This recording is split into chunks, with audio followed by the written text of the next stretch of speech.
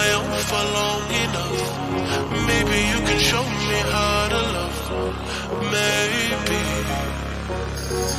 I'm going through withdrawals. You don't even have to do too much. You can turn me on with just a touch. Baby, I look around and this city's cold and empty. No one's around to judge me. I can see clearly when you're gone. I said I'm blinded by the lights. No, I can't sleep until I feel your touch. I said I'm drowning in the night. Jada, I love you. G.I. Jane 2, can't wait to see it. All right?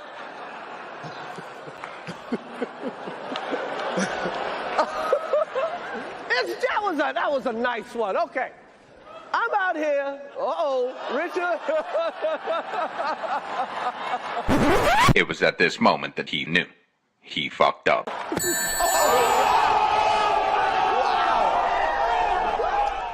Will Smith just smacked the shit out of me. He needs some milk. Wife's name out your fucking mouth. Wow, dude. Yes. It was a G.I. Jane jump. Keep my wife's name out your fucking mouth.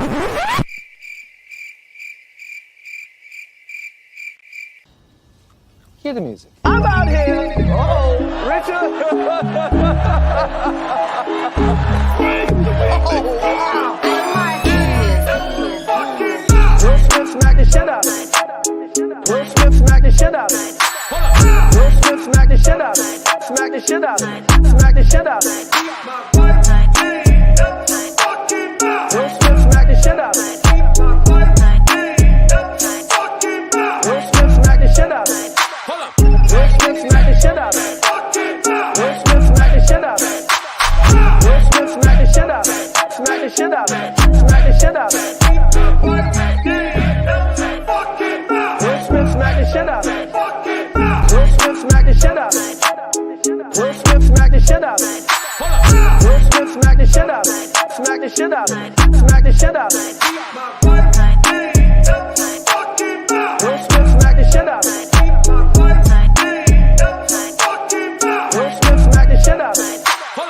Will Smith smacked the shit out of me. Fucking mouth. Will Smith smacked the shit out of me. Will Smith smacked the shit out of me. Smack the shit out of me. Smack the shit out of me. My wife's name out your fucking mouth. Will Smith smacked the shit out of me. Fucking mouth.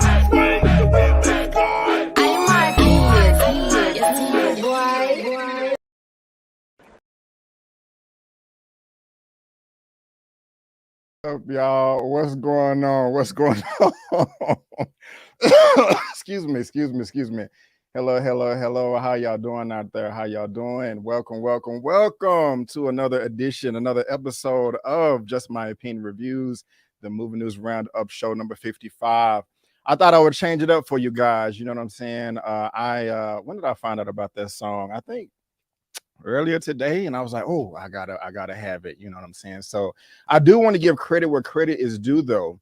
The author of that song goes by the name of imarkkeyz.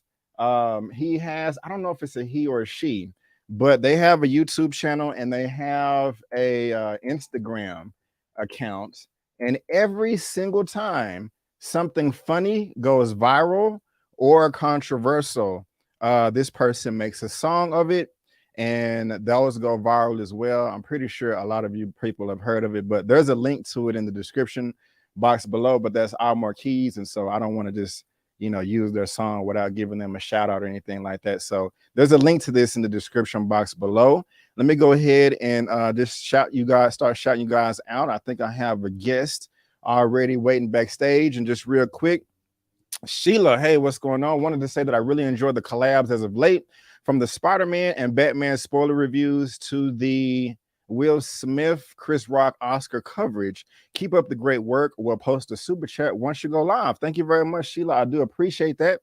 Also, guys, let me know how I'm sounding as well. If I'm clear, if I'm crisp, all that good stuff. I really do appreciate it. We got 60 people in the building. Come on and give me that thumbs up as you come in. We got Zia Latrice in the building. Hey, hello everyone. Press that like button. Thank you, Zia. One of the moderators, one of the OGs. Hey, what's good, Marcy X? How you doing?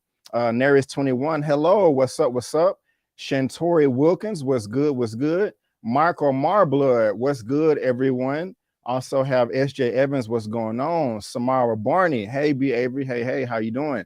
Jazz, hey, how you doing? Let's see who else we got in here. Who else do we have? We also got John Snow in the building, what's going on? Shantori Wilkins, hey. SJ Evans, Michael Marblood, what's good? And this, I don't want to leave nobody out. Lucky Charm, this song is hilarious. I'm glad you like it. Thank you. Also, Eon 001, LOL, the remix, ha. Yes. What's up, Daryl? Hey, how you doing? Thank you for being here. What's good, Jimmy U? What an intro. Thank you. What's up, Stephen Lawless? What's going on, Simone Woodbury? Hey, thank you for being here. Chill Spot, aka Thor's wife. Happy Sunday, y'all. Thank you. The Juggling Mom. Hey, y'all. Hey, how you doing? Karma Serene up in the building with that 19.99 super chat, ma'am. Thank you so much. I really do appreciate it. I really do. And you know what we got to do for the $20.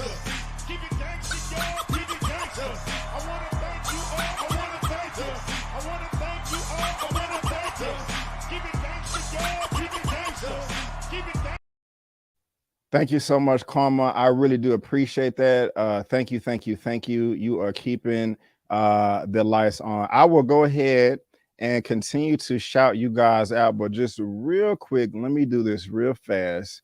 Here we go. Finally, a worthy opponent. Our battle will be legendary. Yes, guys. You know what that means. It means that I have a guest that is on backstage ready to come to the show. Who is it going to be? Who do you want it to be? I'm very, very excited that they are here. But guys, let me go ahead and introduce them to the stage right now. Y'all already know who it is. And I can't even find the button. Where we at? Coming to the stage. I lived my entire life waiting for this moment. Indingo Indidaka! Unyanaka Njobu! I found my daddy with Panther claws in his chest. Nah, I'm your king.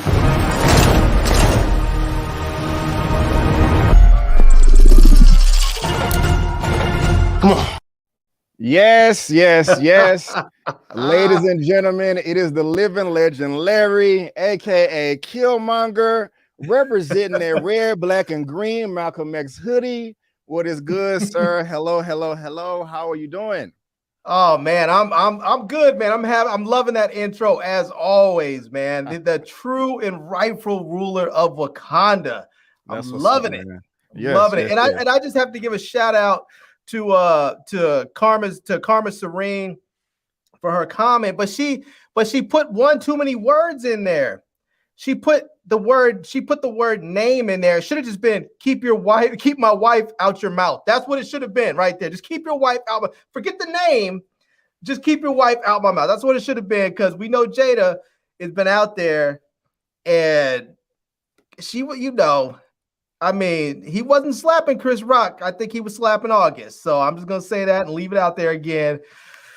But we'll get to that, I'm sure. I saw the list. We'll get to it. Yeah, we'll definitely get to it, man. And I didn't even read the comment. I'm so sorry, Karma, but I was trying to rush, so my bad. But thank you for the super chat. I do appreciate it. And Larry, also thank you for being here, man. I do appreciate it, man. How was I got your back, bro. Already. And real quick, we got Beastmaster X in the building. Let's get this revolution going. That's what's up. I love that energy. Von Joyner was good. Rethna Blair, 1 week since the famous slap. Yeah, and tonight is the Grammys too. I forgot about that. Cinema Ghost, hey, what's good? Nino Black, it'd be great, B. What's that? If the host for the Grammys did a spinoff on, just made a joke of it and had somebody from the crowd come up and fake smack one of the hosts. That would be epic and hilarious, and I know nobody has the courage to do it, but it would be great. I would love to see it. I really would. That would make my day. That would make my day. But ladies and gentlemen, boys and girls. But yeah, Larry, are you ready to get started, man? Yeah, man, let's do this. Cool. And we have 80 people watching right now on YouTube. We have one person watching on Facebook, or at least they gave me a heart. So thank you. You can join on Facebook or YouTube. And let's go ahead and get this party started. And whoever said that they were gonna super chat when you go live, he's live. Yes. Let's see it come through. That would be great. That would be great. You know? That would be great. That would be great. Thank you for the support, man. I do appreciate it. But ladies and gentlemen, boys and girls, I want to welcome you to the Movie News Roundup show number 55. Thank you so much for tuning in. I really do appreciate it. Just want to let you know that we are live right now on YouTube at Just My Opinion Reviews, also twitch.com/Just My Opinion Reviews, facebook.com/Just My Opinion. And if you love what me and Larry has to say, or any other guests that may pop in tonight, our handles are on the screen. You can follow us all on social media. Larry's information is in the description box of this video. And like always, you can head over to my channel tab, and bam, he is right there on that top row. Today, I feel like let's help this brother reach his next milestone of 60,000 subscribers. If you are curious, it would. If you are curious to know what we're going to be discussing tonight, all of the topics are down below in the comment section. Not the comment section, but the description box. And to all my moderators out there, I need your help.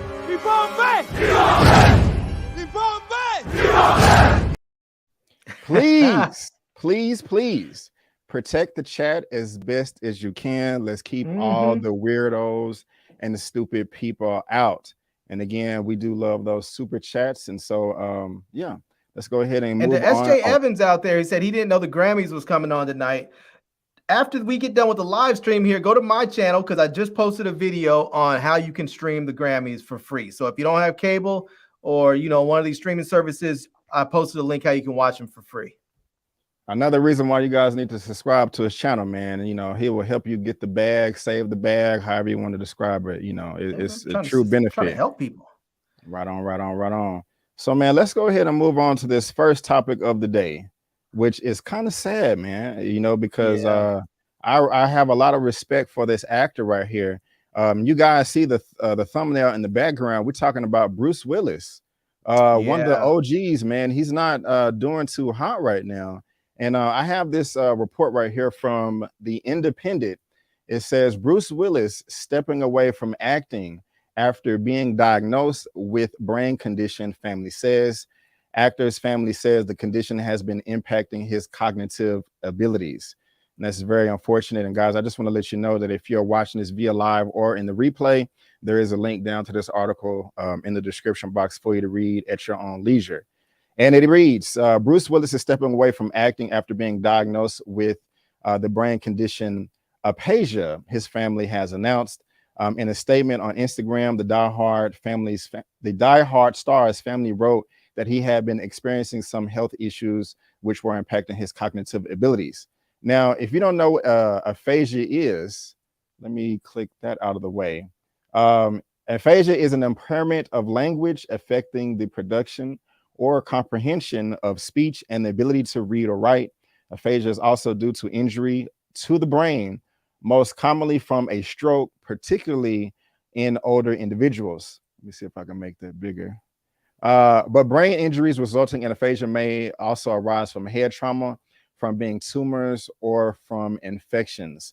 And, this link is in the description box below as well. And that just breaks my heart. Here's the official post that came from his family. To Bruce's amazing supporters, as a family, we wanted to share that our beloved Bruce has been experiencing some health issues and has recently been diagnosed with aphasia, which is impacting his cognitive abilities.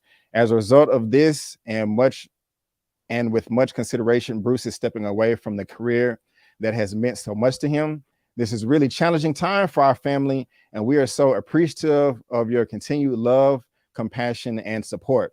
We are moving through this as a strong family unit, and wanted to bring his fans in because we know how much he means to you, as you do to him. As Bruce always says, live it up, and together we plan to do just that. Love, Emma, Demi, Rumor, Scott, Tallulah, Mabel, and Evelyn. And so that's just really unfortunate right there, because I mean, Bruce Willis is one of the biggest action movie stars of all time. But Larry, coming to you, man, when you heard this news, you know, how did it hit you? How are you feeling about this, man? What do you make of it?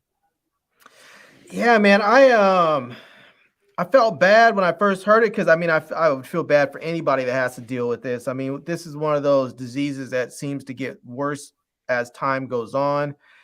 And as somebody who has, you know, watched a family member sort of whittle away with Alzheimer's, it, you know, you suffer a similar fate, I believe, with this, where you eventually start to lose your ability to speak and to read and to communicate. And it just really is, it's a sad thing to watch that happen.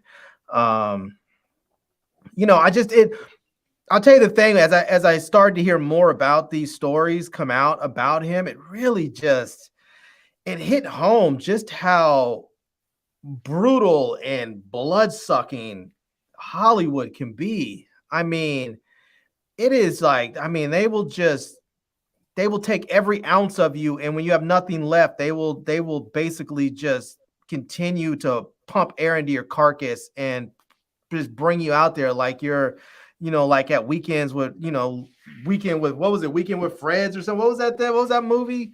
I know there's a Weekend, I don't think you mean Weekend at Bernie's. Is that what you mean? Weekend at Bernie's. It's like they did. I mean, they were talking about, I was listening to a story this weekend. They were just yesterday. They were talking about how he couldn't remember his lines at all. And they had to have an earpiece in his ear and feed him line by line by line for these movies, because he couldn't remember. And there was one guy was on there was saying that he was on the set of a movie, and it was like all of a sudden he just sort of woke up and was like, you know, why am I here? I know who you are and I know why you're here, but why am I here?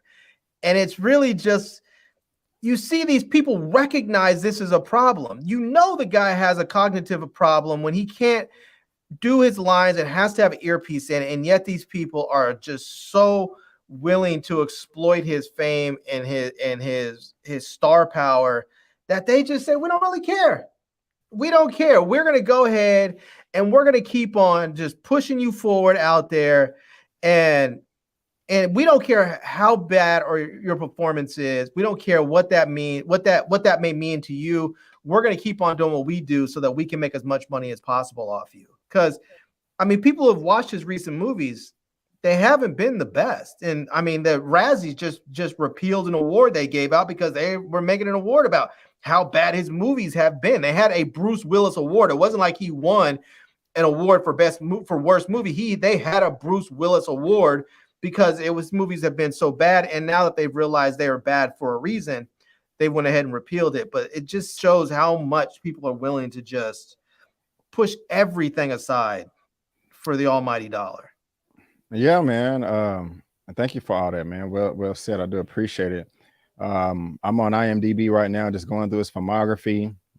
Just in case. Look at that. Look at all that in post-production. Yeah. Damn. That's crazy. Yeah, and a lot of in 20. That's just crazy. Yeah, that is a lot. Damn. I think a lot of this is straight to video or straight to, I guess, streaming now. He's been doing it since 2010, but I don't want to bring that up too much. But yeah, he got 144 credits. This is nuts too. I don't know if he's the star in all of these, but you know, you have a good point, Larry. And so I mean that right there, that is one of those times where, like, and this is crazy because you think like they had Britney Spears in a conservatorship for God knows how long, and I'm looking at that thinking, this is not that he needed to necessarily be in a conservatorship, but he needed somebody out there looking towards his best interest, not looking towards how many more millions can we make off of him before he can no longer do this, but we need to get him into a safe place, not a place where he's cognitively waking up and saying, oh, why am I here? What am I doing here? That can't be good for anybody. That's got to be completely jarring, you know? Yeah, man. And even in the, you know, he was married to Demi Moore, I would think. Yeah, they said they're And, bad. They said they're best friends now. I mean, they post yeah. pictures of each other with their. They seem to have a very strong family dynamic, and they post pictures of each other with their family on Instagram all the time. So yeah, that's beautiful. And I don't know. I mean, I was gonna say something silly, like I don't know the severity of this. Of course, it's severe. He's losing his can't read and write and stuff. But I don't know if there's like treatment for it or it's can be reversed, or if it's a done deal. You know. Yeah, I don't think so. I think it's a degenerative disease. I think it just gets worse. I think it just gets worse until you slowly just sort of become a shell of your former self.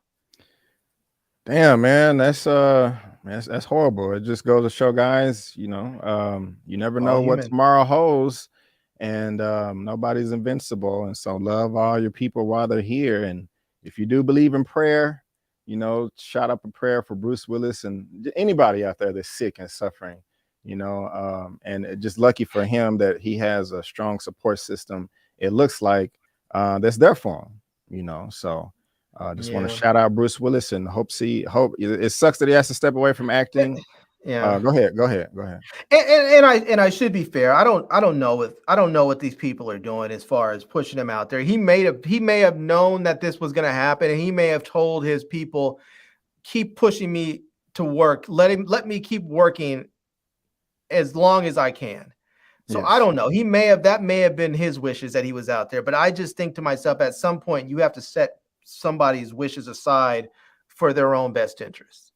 You know. If you take a kid trick-or-treating, they wish they can sit there all night and eat that whole bag of candy. But sometimes you have to push people's wishes aside for their own best interest. Yes, sir. Yes, sir. Now, we have 160 people watching right now. Wait, and we have only 69 thumbs up. Can we get at least 100? What's up, Stricker Starlight? How you doing? What's going on?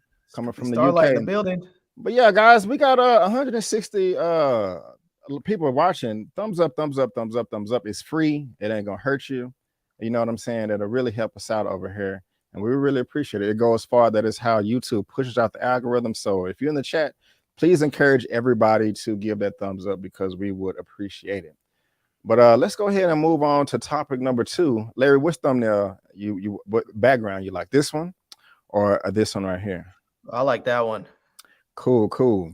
Well, guys, let's move on to topic number 2. And I'm very glad about this news. And that is from Variety. It says, Michael Bay, Spielberg told me to stop making Transformers movies, and I should have stopped. And I definitely do agree with that. Again, this is coming from Variety, a very reputable source. And if you're watching this via live or in the replay, there is a link down to this article in the description box for you to read at your own leisure. And we all know that the Transformers was a successful franchise. I mean, this first one made $709 million, and then it went on to make billions of dollars. The last one didn't make that much, but y'all heard the headline. Hold on a minute. The last one made $680-something million. Yeah. We need to keep this in perspective. Just because it didn't make $1 billion like the previous 2 doesn't mean it didn't make a lot of money. That franchise made a ton of money, and that last one still made a lot of money. Yeah, it did. I'm gonna move on over to the box office in a second, because I was definitely going to bring it up, because I was going to bring up the budget and all that. But before I do, let me go ahead and grab this other super chat right here, man. From Eman's movie reviews, $25. What do you say? Sorry I couldn't join you all tonight. Shucks. Still feeling a little under the weather, but I had to also remind Larry that T'Challa never yielded and Killmonger is dead. Like they're dead. Hashtag recast T'Challa. And please recast Iron Fist. Hashtag yes. Let me go ahead and play the yes real quick and let these two right here beef it out. Yes!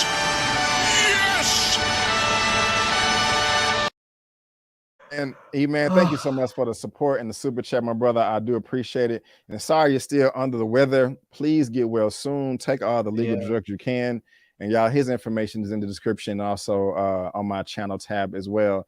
Was you about to say something, Larry? If so, please go ahead, sir. I was going to say a couple of things. One, Eman, I hope you feel better soon. But if you happen to not, Chris Rock tickets. I know you have some, so I'm just, you know. But on the real, you know, T'Challa cheated multiple times on the challenge. I don't need to list them out because I've done it multiple times, but you know, he's cheated. He cheated on that challenge multiple times. So, you know, Killmonger, rightful ruler of Wakanda. Already, rightful ruler of Wakanda. There you go. There you go. But not even just rightful, righteous ruler of Wakanda. He's righteous as well. I made too many of them, they said. Steven Spielberg said, just stop at 3. And I said, I'd stop. The studio begged me to do a 4th, and then it made $1 billion too. And then I said, I'm going to stop here. And then they begged me again. I should have stopped, but they were fun to do. Bay's final Transformers outing, the Mark Wahlberg starring 2017 entry Transformers of last night, bombed with film critics and grossed a franchise low of $605 million worldwide. I don't know if bombed is the proper word to use, but I'm going to pull up the box office. Sorry, I said 680 something million. It was only 605 million. My bad. You're good. You're good. 600 million was a bomb.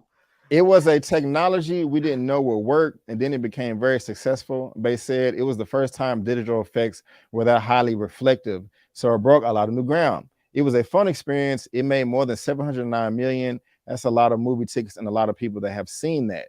And of course, he did not direct the next sequel that came out in 2018.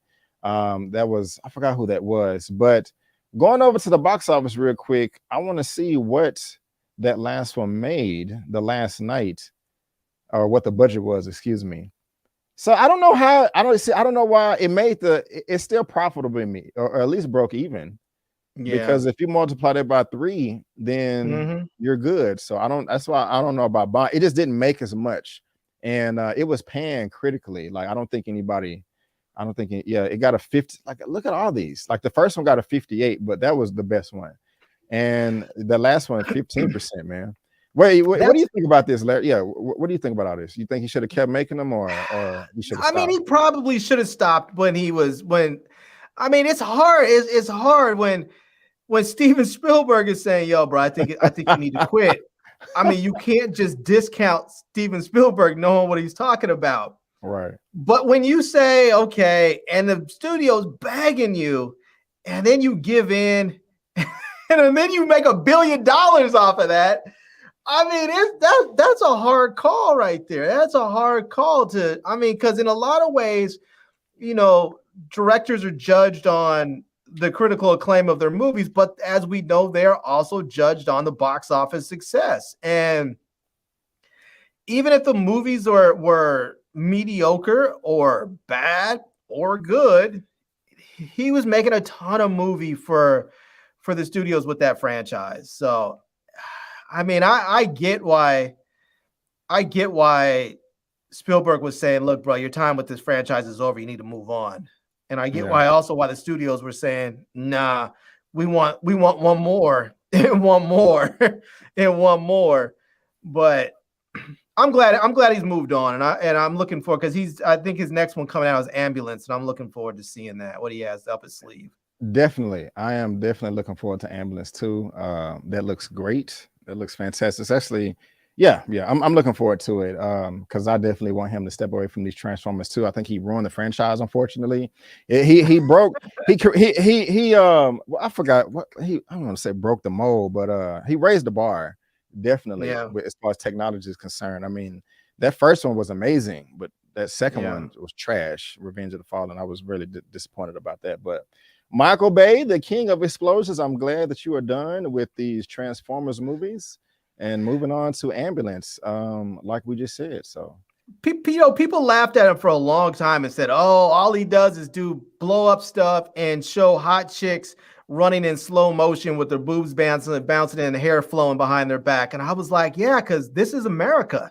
I was like, that right there is a winning formula. I was like, that's not all you need, but if you put that in there, you have one of the key elements. You don't need to do a whole lot more, you know? Yeah. I mean, you have that, and you put that in your trailers, and half the dudes are going to show up just for that.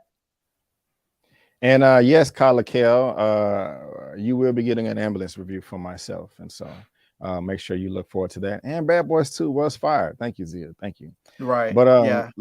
Let's go ahead and move on to topic number 3.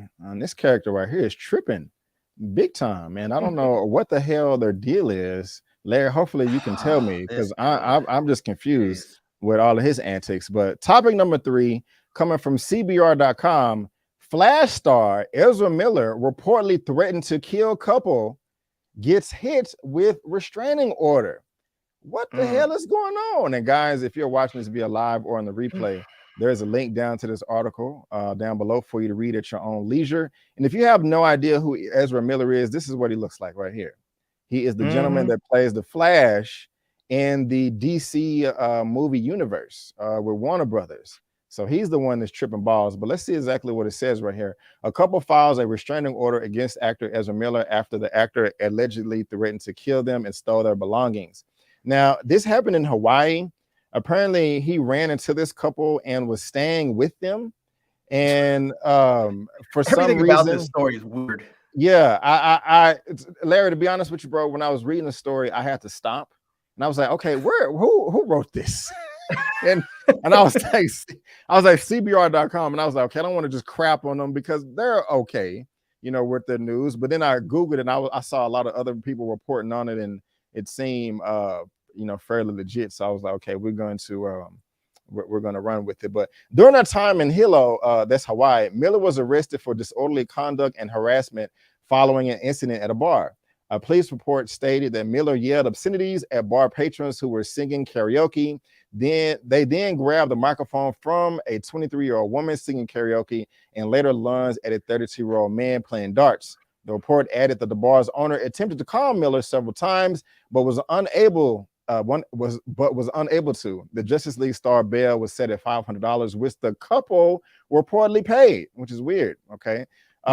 It was after Miller's release that the incident prompting the restraining order took place. Miller had reportedly been staying with the couple for over a week after the wife met them at a farmer's market.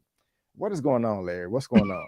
Prior to the bar incident, the couple had been showing Miller around Hilo, and again, that's in Hawaii, and they even joined them in running errands.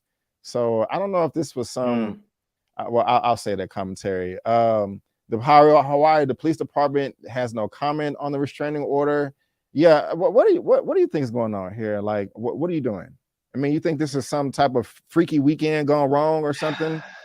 Seriously, I do. I think that I think they met and started smashing. I don't know if he was smashing the wife or the husband or both, but something was going. I mean, I don't know. I don't know even what's up with that. I'm not meeting some dude.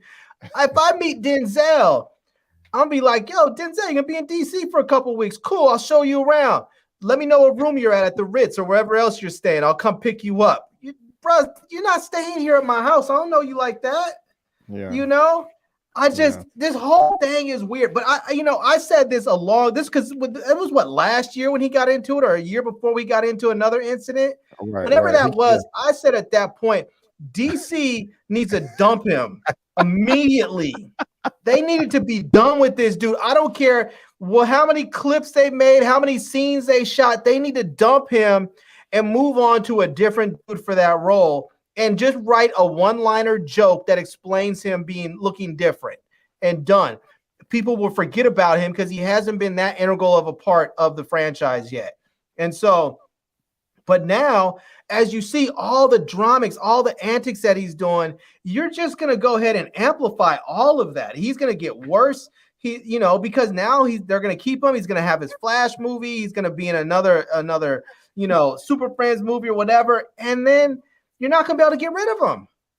All right. I hear you, man. I'm laughing because I missed the funniest part of the article at the beginning.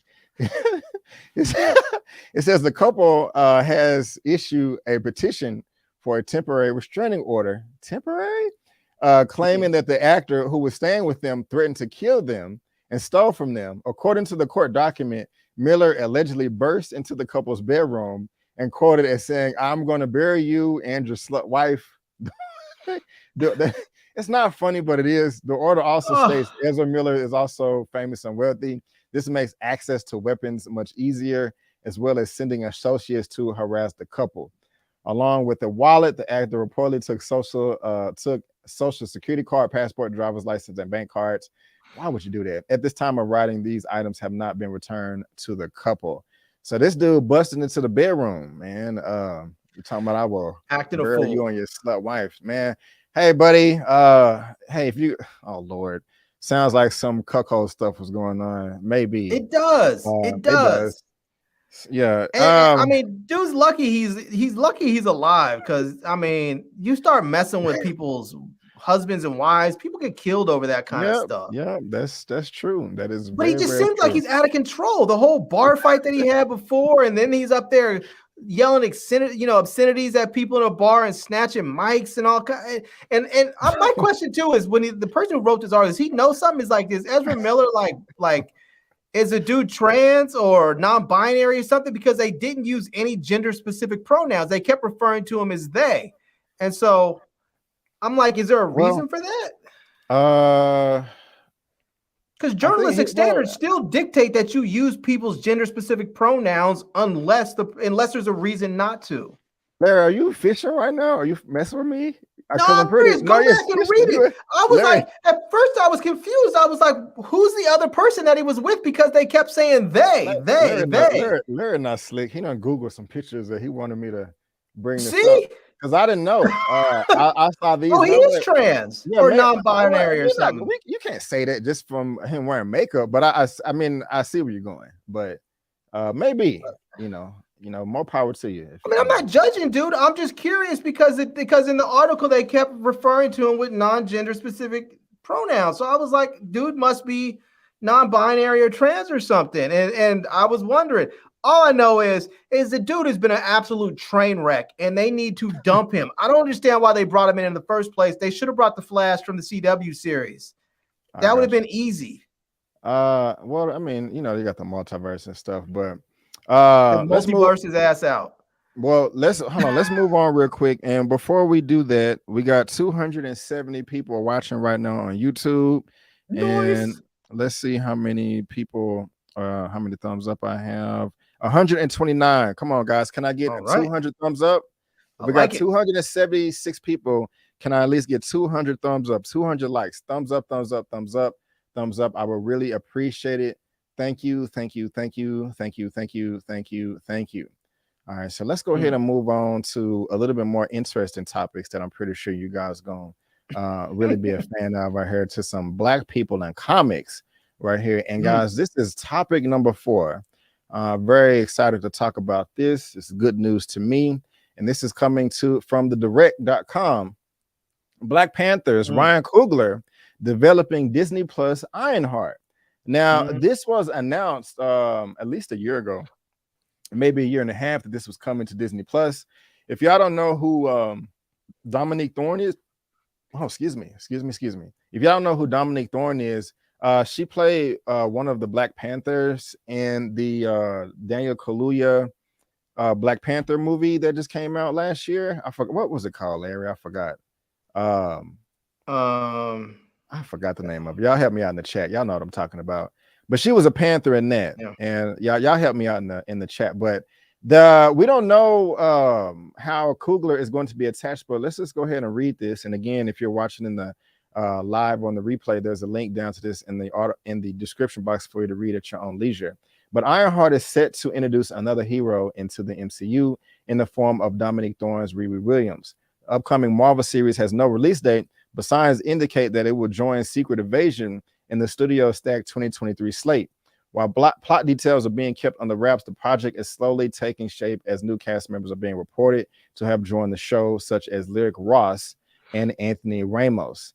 And they're going to begin production in April of 2022.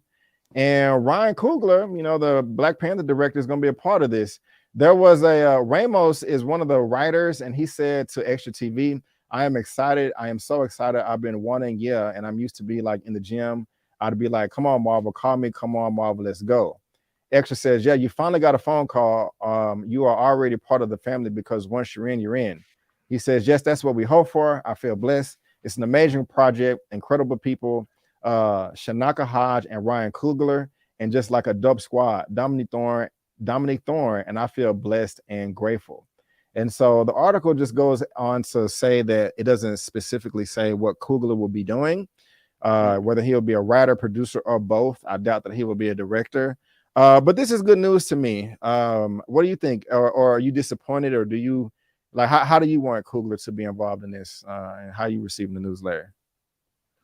I just hope he's not in charge of payroll, because oh wow, I don't want this brother showing up at the bank talking about I need to withdraw I need to withdraw $500,000 to pay my whole crew for the week and put that on a piece of paper. You sure, man? I hope he hires a payroll company. I got you. And real quick, it was Judas and the Black Messiah. Thank you so much. Right. Judas and the Black Messiah. That's right. But go ahead. No, I mean the dude is mega talented. So I'm sure however he's going to be involved with it, it's going to be a win for whoever, it's going to be a win if he's writing. It's going to be a win if he's directing. If he's producing, it's going to be the same. I think it's going to be a win regardless. So I'm there for it. I hope Anthony Ramos shows up on set the first day with a big bottle of Crown Royal, so everybody's happy, But yeah, I guess we'll have to see. I have to see. I don't really have a feel for him too much. I mean, I know him from Hamilton, obviously. I know him from the Crown Royal commercials, but beyond that, I don't really know him all that much. I'm not super familiar with his work to say whether or not he's going to be good in this role, if he's going to be good in the MCU or not. But you talking about Ryan Coogler? No, I'm talking about Anthony Ramos. Okay.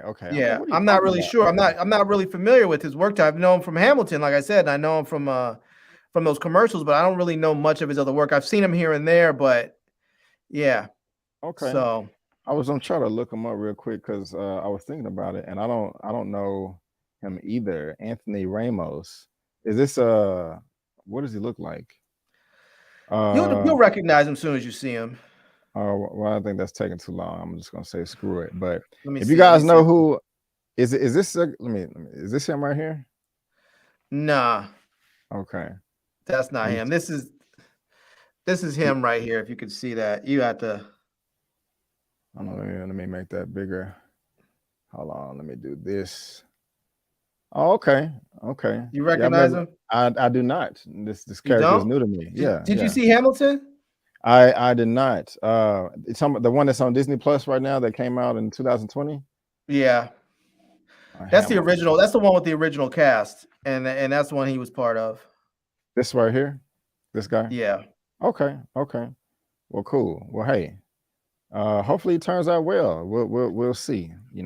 Writing for the most part hasn't been a problem in the MCU, and just with this property connected to Iron Man, a black person, especially a black woman, Ryan Coogler is involved. I think we're going to be A-okay.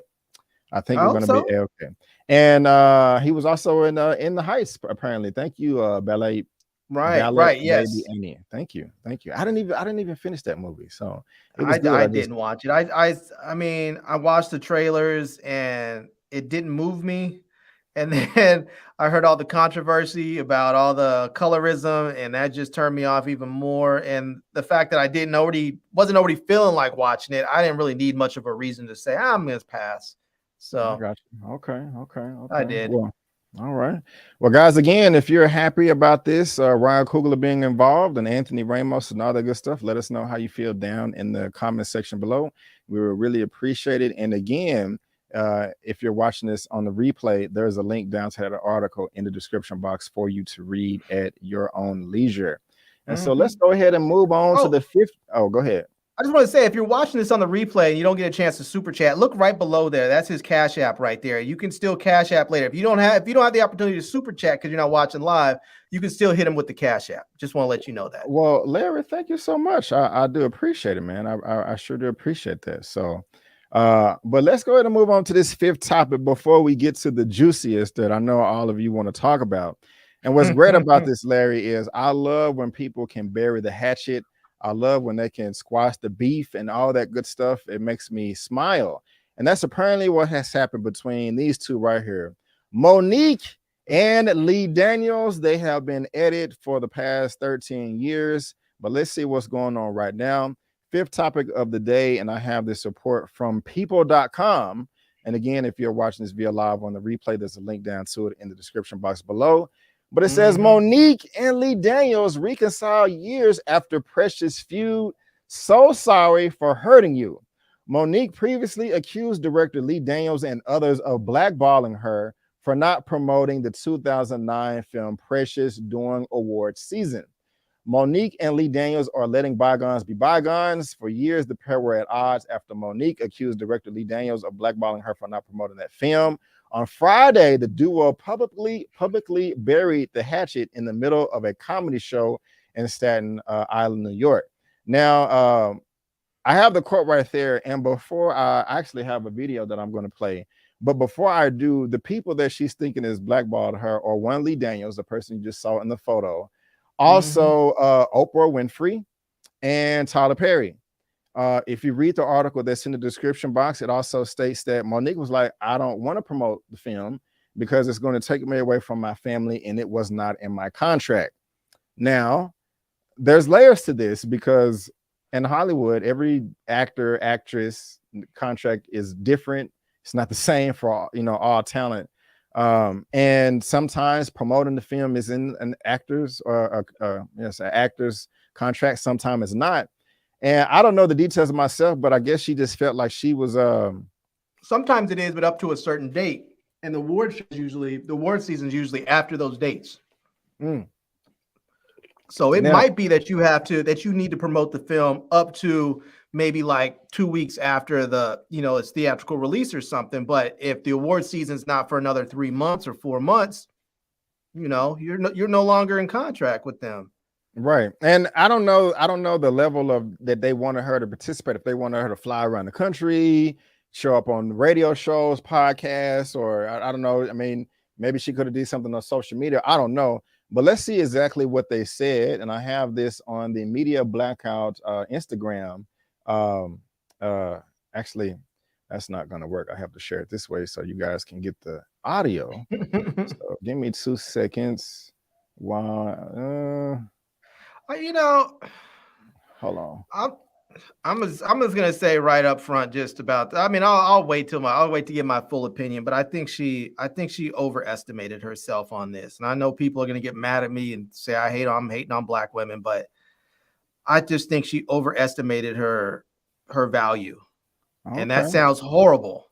I understand that sounds horrible, but everything when you work in any industry where you are the commodity, you need to be completely aware of your value, and I think she overestimated hers.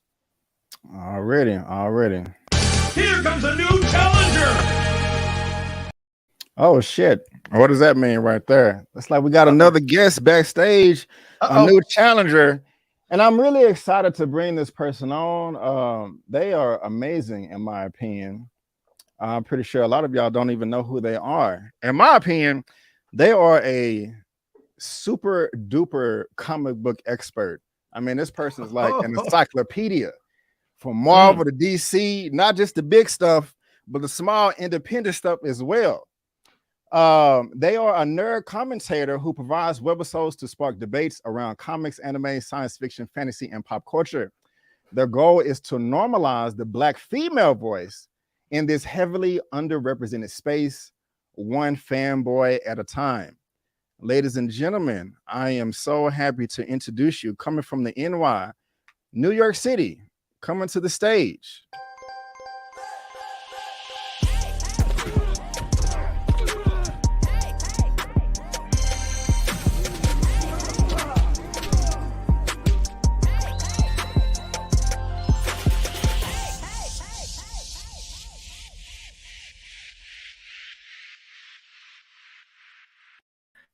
Yes, it's Miss Frankey, aka Fantastic Frankey. How you doing, ma'am?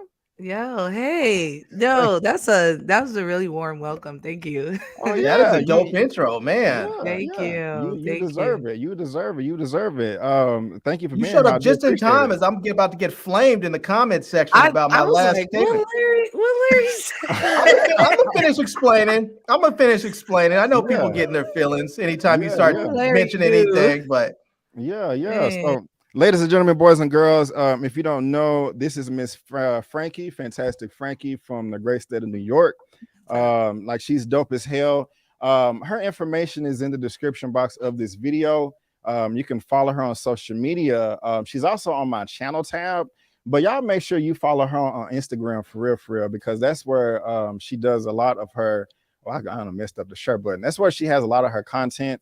And like she's fire, you know what I'm saying? Go ahead and just follow her right now. Help her reach her next milestone of 40K. Yes, please. And all that good stuff. This is your second time here. I know we did the Loki recap last year, but just real quick, if you want to tell the people out there in your own words, like who you are and what you do, the floor is yours. Yeah, what's up, everyone? My name's Fantastic Frankey. I am a nerd commentator, host, MC extraordinaire. Really love to break down anime, comics, fantasy, sci-fi, anything nerdy. I love to debate, and I really like to just insert a perspective that I feel like is underrepresented in this community in general. So if you really want to know what like women are thinking, what Black people are thinking, things like that about anything in this space, it's on my page. I'll let y'all know immediately what we're thinking. So yeah, definitely check me out. IG is where almost all of my content is. But you know, I'm on the clock too. I'm trying Twitter. But definitely, you know, pull up. We have a lot of fun. Already. And thank you. Don't watch her stuff if you're drinking, because you will spit it out. Yeah. definitely some polarizing things. But yeah, it's a lot of fun. Cool. And just real quick. That is a warning. You are no match for our kung fu. All right. One of the moderators is saying y'all may be being disrespectful with some racism or something in the chat. So I don't know. I mean, you don't want to get booted out. You know what I'm saying? I got the door Melage protected. All right. So just chill out. You know, let's be nice and respectful in the comments. What'd you do, Larry? What'd you do, Larry? I caused so many problems. I don't even know. I don't even try and keep track. I just go with it. All right. I was talking about Monique, but I'll get to it. I'll wait till Brandon brings us back into it. Yeah. Let's jump back into that. This is the fifth topic, Frankey. Where before we get to the juicy one, but you know, Monique and Lee Daniels, they made up, and I keep hitting the wrong share button. Let me go ahead and share this video so we can see exactly what they had to say to each other. And here we go. I think this will work. Oh no, that's the wrong one. Hold on, y'all. My fault. I'm usually real smooth with this. Which one is it? It's that one right there. That one. There we go. I can't see your screen, but I'm just saying I'm figuring it's that one. Got it.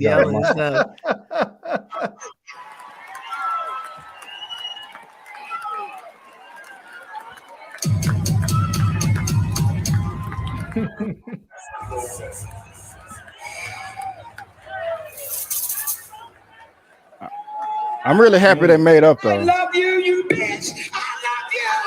Bitch, I love you more. Is this an April Fool's? Please tell me ain't no motherfucking April Fool's. Goddamn real. This is so motherfucking real shaking. That's how it looks. You and I, along with some other amazing people, made magic. And I don't ever want us to lose that magic again. Let me tell you, sometimes in life, you get caught up, you know? When you a nigga and you come from nothing. I don't like that. You get blinded by some shit. And it took me a long time to realize.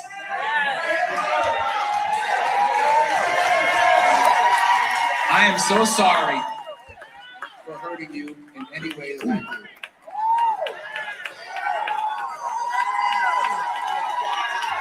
Y'all, she was my best friend. My best friend. Y'all think that Precious was just, that was God working through both of us. and we gonna fucking do it again.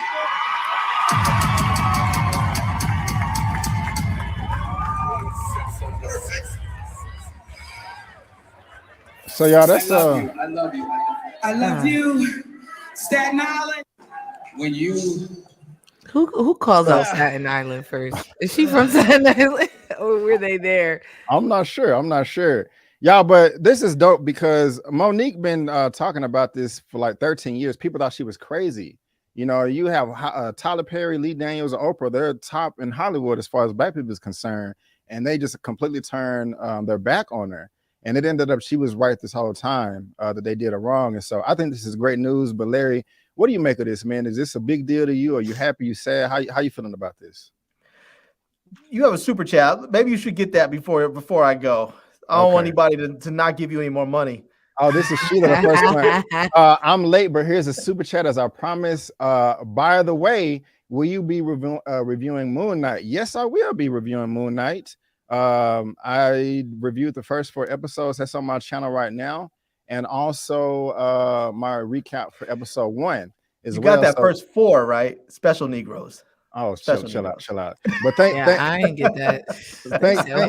Thank you, Sheila, for the super chat. I do appreciate it. And just real quick, guys, looks like we have another guest backstage, and let me go ahead and bring them on right now. Coming to the stage. Because I can control the weather, they call me Storm.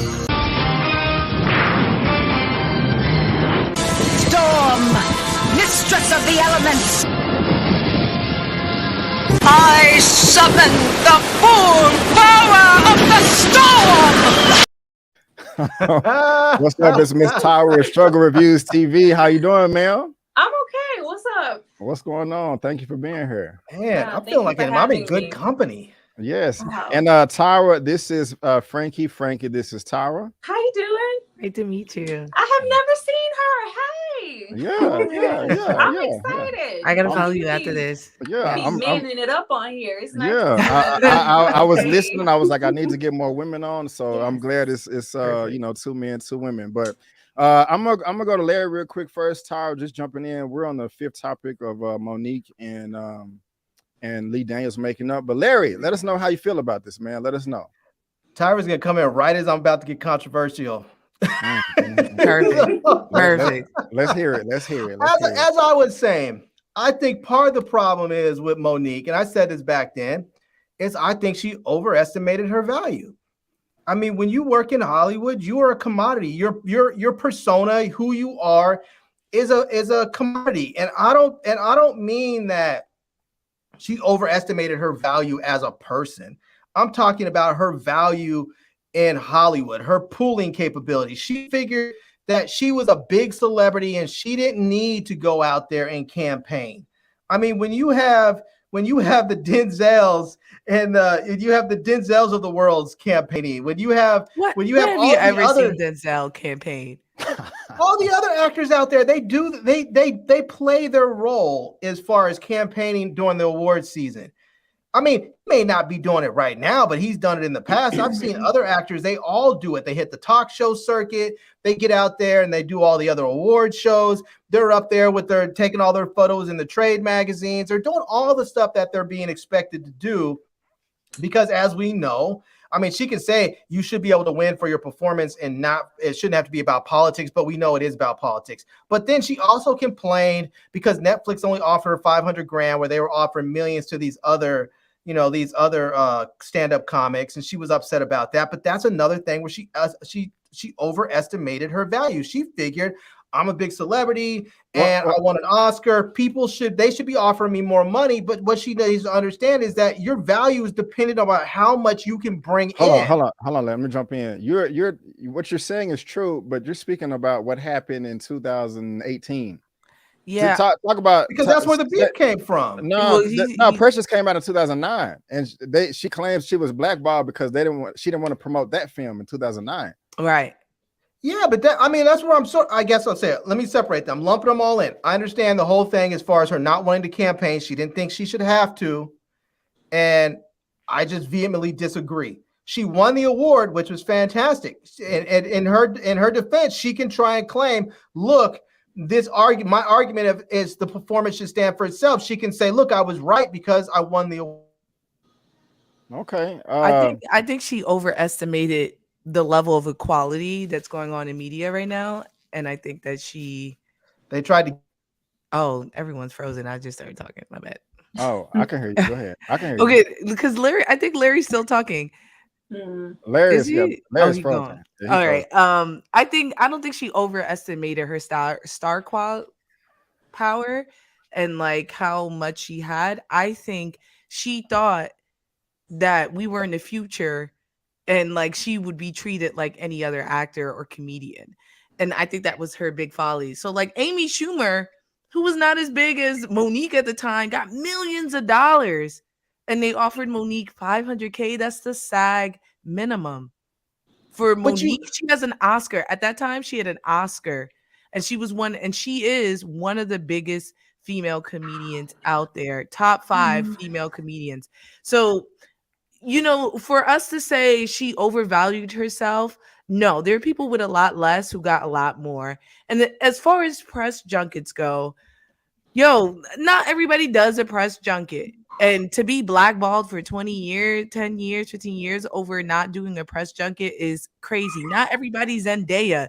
Like, not everybody got the stamina. Some people are still working. Viola Davis don't really do press junkets. You ever seen her next to a poster talking shit? That's true. That's true. And even back in the day, How to Get Away with Murder just dropped. It just dropped. I do think that like she's annoying. Like there's a lot of times, even watching what I just saw, I was like, why are they so annoying? Where she's like talking like, like she just remind me of my auntie who always got shit to say at the Thanksgiving, but she ain't doing that great either. So I feel you there. But I really think that I think there's some truth. You know how like Kanye be speaking the truth, but his delivery be so off that we not listening, like even with the Taylor Swift and stuff like that. I think she speaks truth, but her delivery, we're just not ready to receive it most of the time. I do agree with that part. This Forgiveness with Lee Daniels, gross. I just watched that. I almost vomited it in my mouth. He ruined her career. He ruined your career, mama. He gonna roll up on stage and you good? I mean, maybe she's like, I'm ready to start working again. And maybe that's like the tactical part. But I watched that. Let me tell you, I would have read that man to filth, especially as a comedian. I would have been like, I just would have went on a 20-minute cipher on Lee Daniels and his work, how he looked, his gear. Nothing would have been safe on that stage. He rolled up on me. She called him up there. Larry, I'm gonna come back to you, but I'm gonna give you another chance to talk. But and so far I agree with half of both of what y'all said. Like in the middle. Tyra, how you feeling about all this? The making up, the blackballing, the over evaluation or whatever. How you feeling? You already know how I feel. Fuck Lee Daniels and that tired ass apology. Yeah, let's go. All language out of my face. You, along with others, gaslit her for years. You made people think she was crazy. She was the angry, black, bitter comic in Hollywood, like for years. And then you gonna get up there and shout out to my niggas in the back, and we supposed to be okay now? We are not. You cannot do that. First of all, she only got paid, I think, like $50K or whatever it was. It was way below what she should have been paid for that film. But her, thinking this is a brother-sister relationship, not being, because, everything is bound by contract. You have to get things in writing. There are no friends in Hollywood, and I think that she's learned that by now. But at the time, she thought she was doing a friend a favor. This was his, first big production. He was not the Lee Daniels then that he is now. This is the movie that put you on the map. You didn't even pay me substantial for the role. And now you want to blackball me because I didn't do some press. I don't want to hear nothing about her. Larry underestimating her. Do you realize how long she's been in the game and how long she's been outside? She has been outside for a minute. Let's not, even without the Oscar, she's still Monique. She is still Monique. Like, I don't understand why she's being belittled as some little side. Like, this is not Nikki Parker. This is fucking Monique.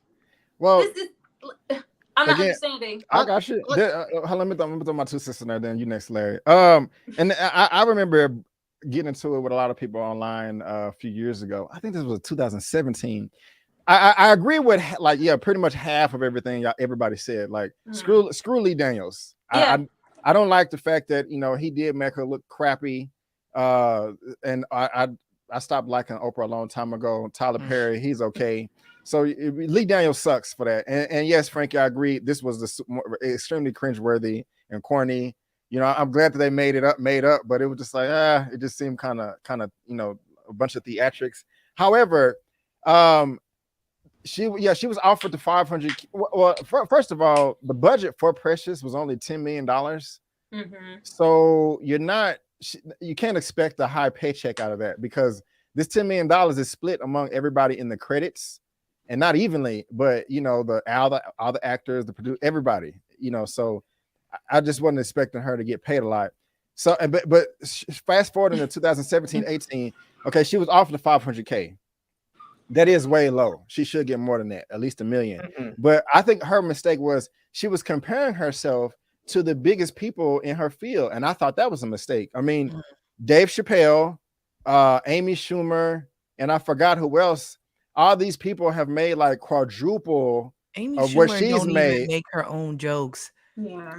Well, it doesn't matter. That's I subjective, mean, and though. then you have They to made more remember, money, it's though. not like she was saying, I want the same caliber of money that you paid Dave Chappelle. It's just like, I think she if did, Dave though. is able to get that and somebody like a Amy Schumer is able to get that, why shouldn't I be at least somewhere in the middle? Why am I getting below what she's getting?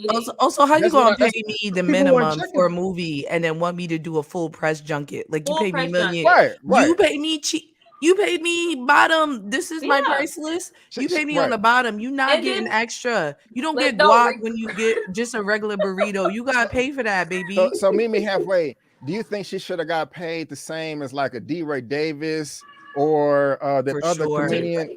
D. Ray Davis. Wait. Or who? What's the other? D. Ray Davis. We're looking at numbers though, because Monique has never sold out the Garden, and her Let me jump in highest here.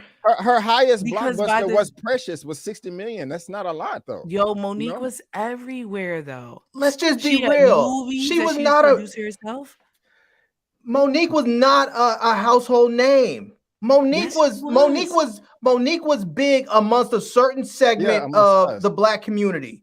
She was not a household name. People did not D. Ray know. Davis is D. a Ray household. Davis is No, not. I'm not. I'm drawing a No, blank hold on how he on, look hold right on. now. I didn't say nothing about D. Ray Davis. All I'm saying is if you're trying to compare yourself to Dave Chappelle or Amy Schumer, who both Right. had very successful Comedy Central shows that were Right. making a ton of money, that were selling out arenas for their shows, and you think your stand-up warrants the same amount of money and prestige as somebody who was literally doing the very best of what they're doing, where you won an Oscar. So what? But you know what? Sometimes you win an Oscar, you're not paid a whole lot for that film. You still have to do what you have to do to promote that film. Halle Berry won an Oscar for Monsters Ball. She was paid damn near scale for that. I mean, she made Jack-ish on that movie, but she still did what she had to do for it. And I she's just Halle feel damn like- Berry. She was Halle Berry before that movie.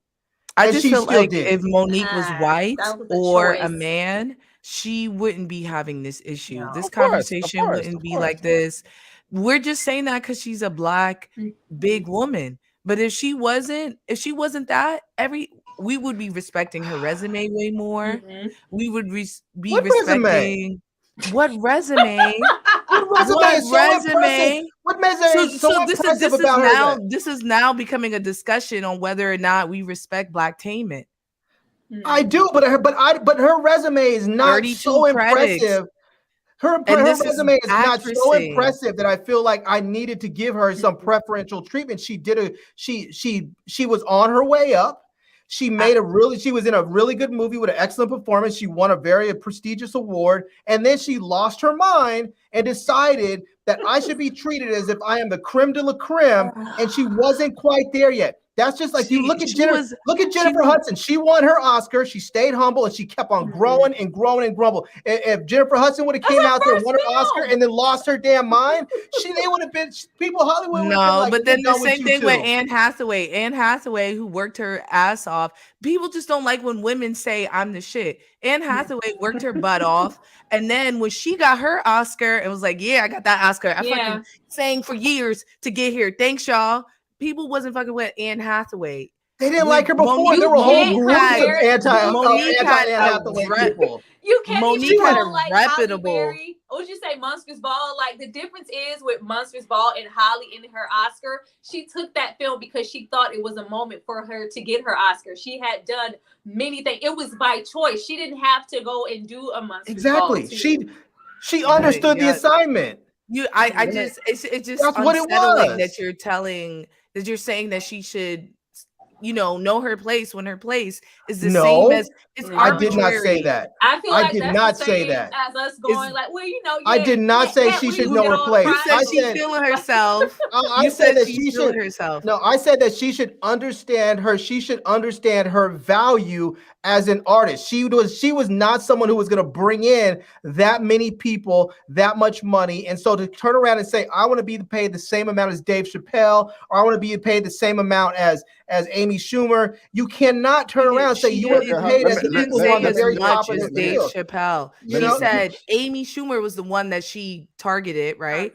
But she didn't say as much as whatever. Yeah. But Dave Chappelle, but Amy Schumer at that time had the same amount as Monique. They both had the same amount of titles. They both had the same amount of time in the comedy circuit. So she was like, look, comparable to this white, this white. I'm confused with Amy Schumer had a hit show at that time. She had a hit show and she was selling out arenas. Monique didn't have Parkers wasn't bumping. You wasn't bumping the Parkers. Let me jump in. Let me jump in. Come on. Hold on. Parker's. Hold on, B. Parker's was a hit show for Black folks, but the Inside Amy Schumer was a hit show. Did you watch Inside Amy Schumer? I did. You I was watched it. disappointed when it Everybody went on away. here? Y'all watched I love it? that show. Y'all watched it? I'm just saying. No, I think I didn't. in the way that the Parkers was towards Black people, Amy Schumer may not have been as. I know a lot of people who have not watched Inside Amy Schumer. In the same way, it's like it's a niche group. Amy Schumer. I know is a people who niche don't group. watch anything but Power. There's always certain people That's what like I'm that. saying, but you're saying that the Parkers is not in this is something to sneeze at versus Amy Schumer telling white feminist jokes is not. What's the difference? They're both. I'll tell you what the difference is. There's a difference between having a hit show in a community and having a hit show. All right, hold on. That's what it is. Dave Chappelle had a hit show. Larry, hold on. Amy Schumer had a hit show. Larry, one second, bro. Let me get in here, man. So again, I agree with half. She targeted, yes, Amy Schumer and Dave Chappelle. And I remember she did want to be paid the same amount as Dave Chappelle. The 500,000 is way too low. I think more realistically probably would have been about maybe $5 million, $3 to $5 million. No, 500,000. No, I'm just saying for her clout and her pool, I think that's a respectable amount. Like 500K, that's a slap in the face, especially. I think they were generous. I wouldn't even allow for it. Larry, let me finish my point. Even and a lot of people. I just don't think she's a draw from a business perspective. I wouldn't offer her one. Larry, can I please finish my point, sir? I was quiet for a good 5 minutes. All right. The 500K is a slap in the face, and a lot of people was like, "Hey, she should get more money because she won an Oscar for Precious." The thing is, Precious still didn't even make money. It made $63 million worldwide, and that's not a lot. If you look at Amy Schumer's Trainwreck, it more than doubled that, and this was in 2015, while Precious was in 2019. So I don't find Amy Schumer funny at all. But objectively, she's made more money in films and stand up. I don't know about the TV shows. I would lose that argument. But Monique is talented and she does have her following. 500 again is too low. I think 15 million is too high because that's what Dave Chappelle was getting. But 5 million, I think that's a respectable amount. And she was. I remember.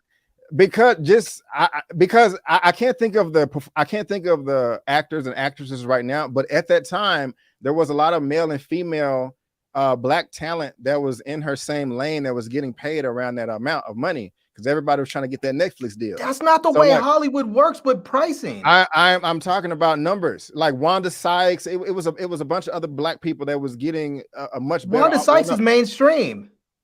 She was mainstream. Monique was not mainstream. I mean, that's what I'm talking about. There's a big difference between paying somebody mainstream a lot of money and some paying somebody else who is sort of niche in a community the same amount. So $500K is a good amount for you? No. As I already said, I would not have offered her a special if I was the head of Netflix. I would not. I would have told her to go to Amazon Prime. They probably said, probably had this. Hold on. You asked me a question. Let me answer it for you. They probably had this conversation in the room, and they said, we don't even want her. And somebody said, just offer her $500K. Just offer her $500,000. She takes it, she takes it. If not, so what? And that's probably what they did, because they probably really didn't want her anyways. And they figured if they get her on the cheap, cool. If not, she can go somewhere else. You didn't answer my question. I'm asking, no matter the studio, if she wanted a comedy special with anybody, what is a price tag? If you was a producer of a studio, what would you offer her? $5,000. If you was in charge of Netflix or Amazon or whatever, and Monique was like, let's work it out, what would you pay her? I would have offered her probably a 2 special deal or a 3 special deal. I would have paid her. I would have told her I'll pay her scale for the first one, and the second and third will be contingent on its performance, on the first one's performance. Numbers. A dollar amount, my brother.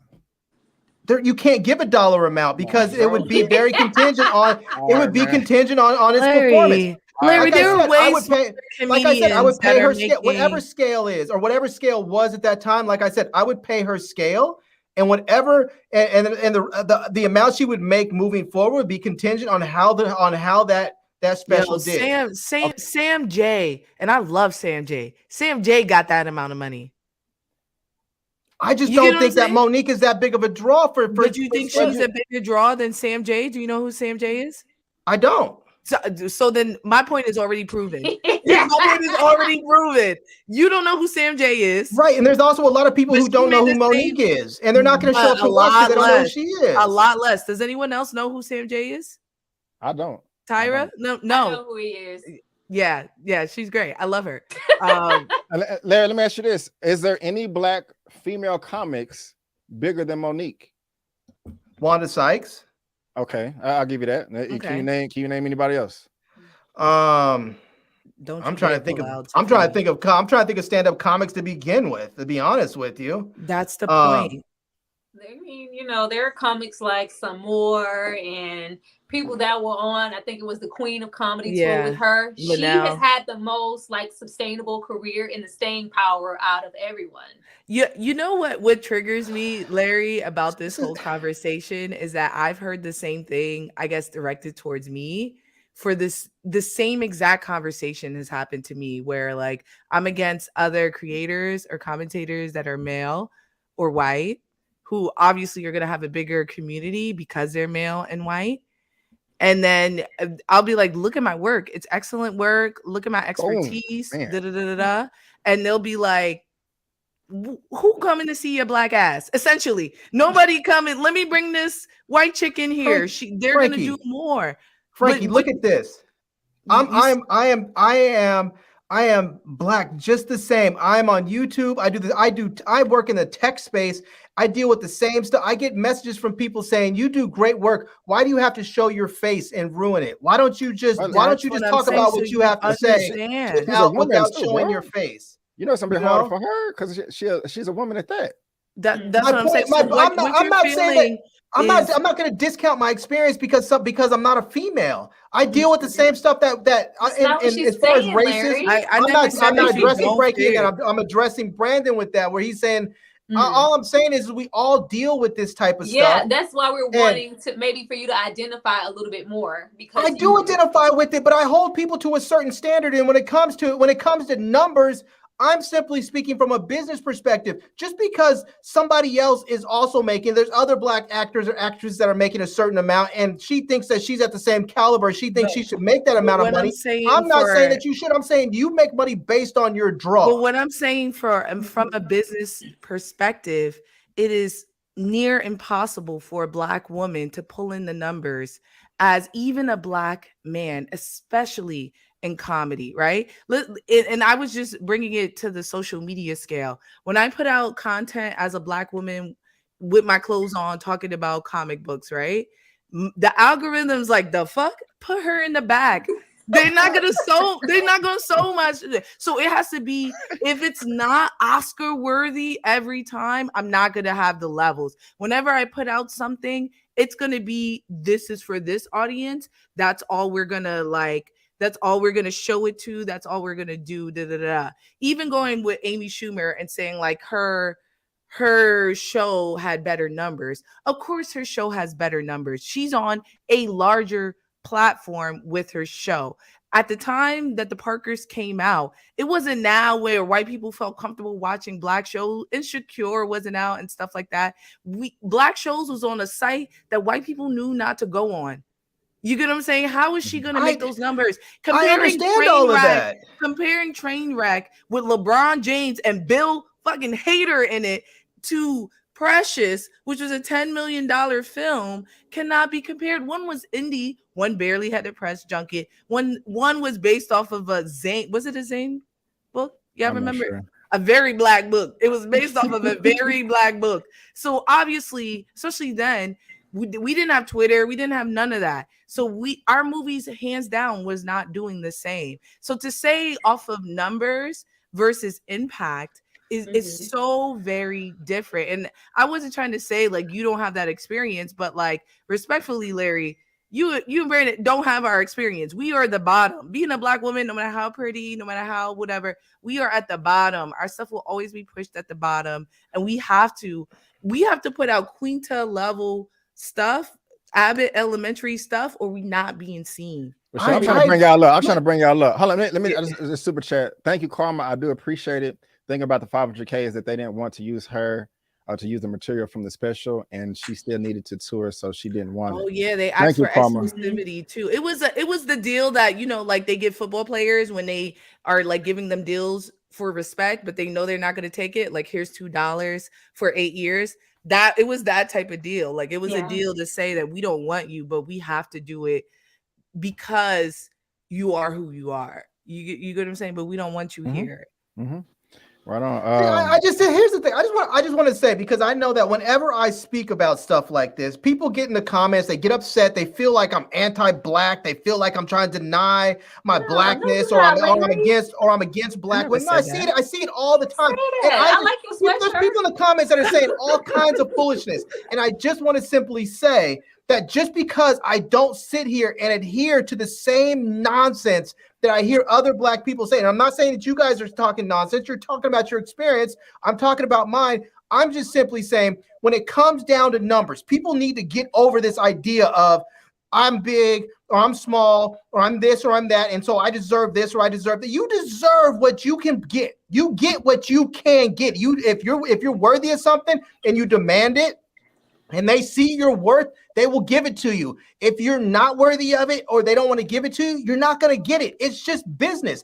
I'm not going to spend $2,000 on a 2011 iPhone, but maybe I'll spend $2,000 on one that comes out in 2025. I don't know. I'm going to pay what that product is worth. And Monique and every other actor or comedian is a product. And her product was not worth more money at that time. And she didn't like it, and she got mad, and she did what was talking smack about the entire industry. And the industry said, we don't need you. We don't need you. You can talk all you want. We don't need you. And she basically got blackballed from the larger industry. Now, you can say that, people can say that that's wrong, that I'm not supporting black women, whatever you want to say. I'm speaking truth. If you really want to think about supporting black women, I'm telling you the damn truth. And if you think the truth is not supporting you, I don't know what to say. Because if you go into Hollywood with bad expectations, you're going to be hurt. Period. Right on, brother. Thank you for that. Tyra, what are your final thoughts on this topic? If any. I'm out of breath and I wasn't even talking. Good job.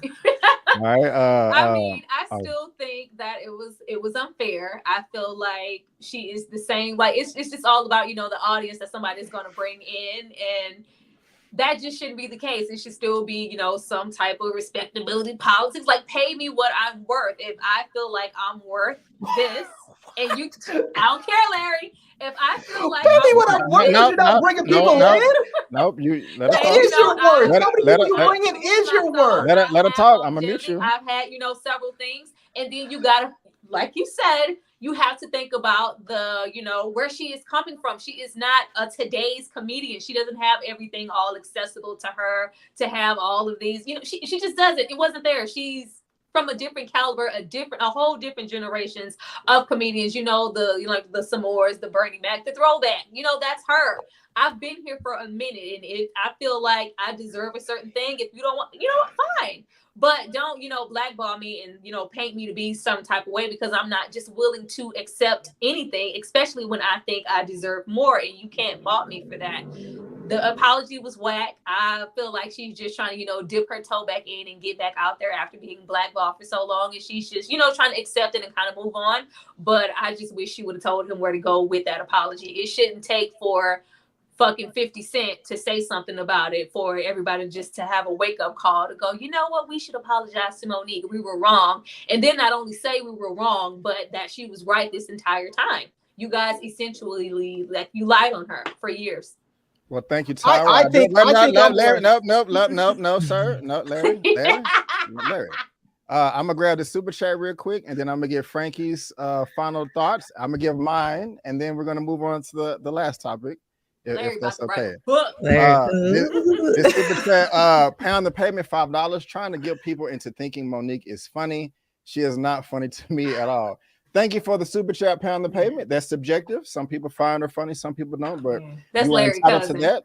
And Frankie, what are your final thoughts on this topic, ma'am? Yeah, I think that I think that Hollywood is extremely corrupt overall. And I think at the end of the day, her biggest issue was not understanding the corruption and being able to speak to and the power. Like her, I do agree with Larry. Like, she thought she had more power. She didn't have the internet to really hold her down at the time. And I think that was her biggest folly. But I do think that there's a big corruption issue there. I think it's extremely racist and sexist, especially the comedy community. And unfortunately, instead of it being a time where we could like retrospectively look and be like, yo, there are some issues here, it turned into because Monique is so unsavourable, it took out from the topic at hand, which is they're racist. They're all racist at the end of the day. And to be blackballed is insane. And imagine how many people you've slighted at work. Imagine you could never work again, never make cheese again because of it. I think it's crazy. The apology was cringy for both of them. Lee Daniels is cringy. And it was the same when I saw, which we'll talk about Will Smith in a bit. When I saw Will Smith apologize to Aunt Viv, the damage was done. My career is ruined. And then 10 years, 20, 30 years later, you want to apologize. Okay, I'm dead. Why are you apologizing to me? I died. It's over. So I mean, at the end of the day, it's all politics. She's trying to get back to work, so I can't fault her for that. But it's gross. It's gross. And my thing is, hey, well, yeah, Frankie, I do agree with one of the first things you said when we was talking about this. Like, Monique can be speaking the truth sometimes, but her delivery is bad. It really is, in my opinion. The makeup was cringy, but I'm glad that they did it. You know, whether it's political or not, hey, I'm glad that they made up. I'll go ahead and say the 500K was way too low. It was a slap in the face, but I feel that 15 million is way too high. Just giving the numbers. I'm not talking about subjectivity as far as how funny I think she is. I'm just looking at numbers. I think a respectable amount would have been in the $3 to $5 million range, but that's just me. And so we're gonna wrap it up with that. Before we move on to the topic that everyone wants to be here, I think you missed a couple of super chats up in there. That's exactly what I'm gonna do. Yes. First, we have Miss Elia Cantu for $20. Hey everyone, I am enjoying this lively debate. Keep up the great work. Thank you, ma'am. I do appreciate it. Thank you.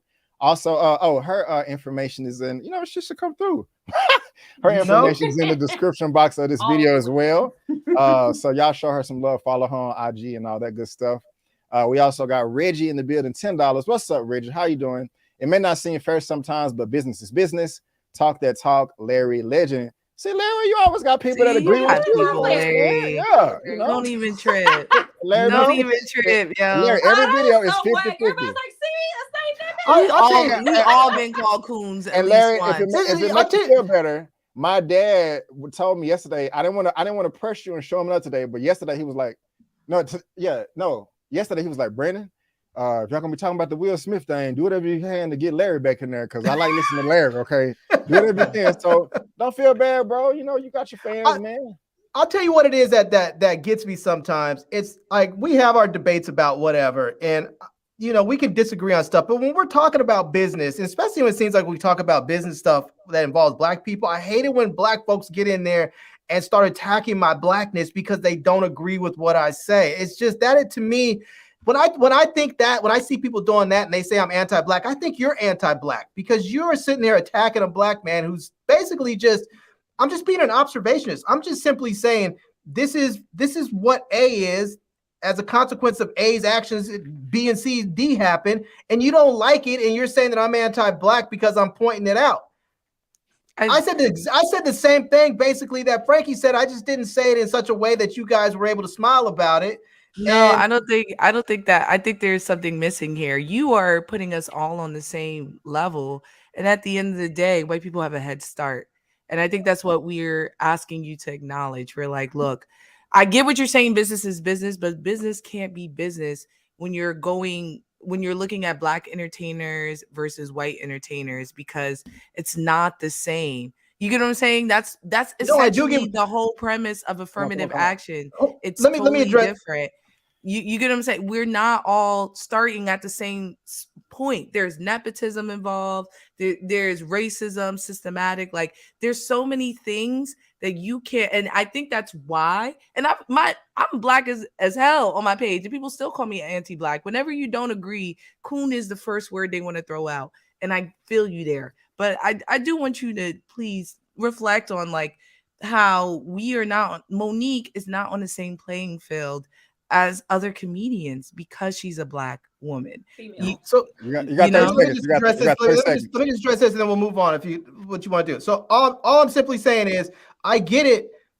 Hold on, Brandon. Come on, let's distract. Let me just say that I get it that I may be putting us all on the same level because I am. Because the reality of it is that if we all have to run 100 meters and white people get a head start, it doesn't mean that we still don't have to run that 100 meters and beat them. It may be unfair, and maybe we work to try and change that and equalize things and fix that broken system. But in the meantime, you still have to run that race and beat them. And that's what I'm saying is we can't afford to sit there and say, oh, I should get this, I should get that, and be mad about it. You can be mad about it, but try and change it. And then still run your race and beat them. Right on, my brother. Right on. Thank you, sir. Thank you, sir. Mara Sharice, 199. What was Chris Tucker paid for his trash special? I'm not sure, ma'am. Millions, yo. Chris Tucker. Chris Tucker be chilling, y'all. And don't talk about Chris Tucker like that. He is too a legend. Thank you. Thank you, Mara. Also, Black Tashira, really like the woman holding it down. Hey, Miss Struggles, and welcome, Frankey. Thank you, Black Tashira. I appreciate it. And do we have any more super chats? Let's see here. All right. We don't. All right. Well, let's go ahead and move on to the slap that was heard around the world. Play that clip again. Oh, Lord. Play the clip. That clip is incredible. Okay. Man, maybe you should have broke this up, boy. It's going to be like a whole lot of. Oh, hold on. Don't do that like this, computer. Okay. Let me see here. Let's do this right here. Have y'all seen this? Is this the Jada? I love you. No, that's the wrong video. My bad. My fault. Y'all be patient with your boy. Do you have the Tony Rock clip? No, I got this one right here. Jada, I love you. It was at this moment that he knew he fucked up.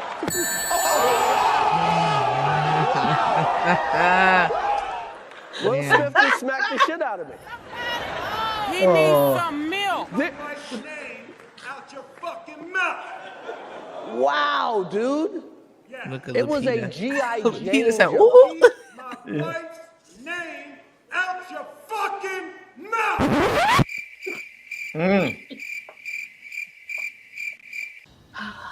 Cue the music. I'm out here. Oh, Richard. Oh, wow. Will Smith smack the shit out. Will Smith smack the shit out. Will Smith smack the shit out. Smack the shit out. Smack the shit out. Will Smith smack the shit out. Not with Mary. Will Smith smack the shit out. Will Smith smack the shit out. Will Smith smack the shit out. Will Smith smack the shit out. Smack the shit out. Smack the shit out. Will Smith smack the shit out.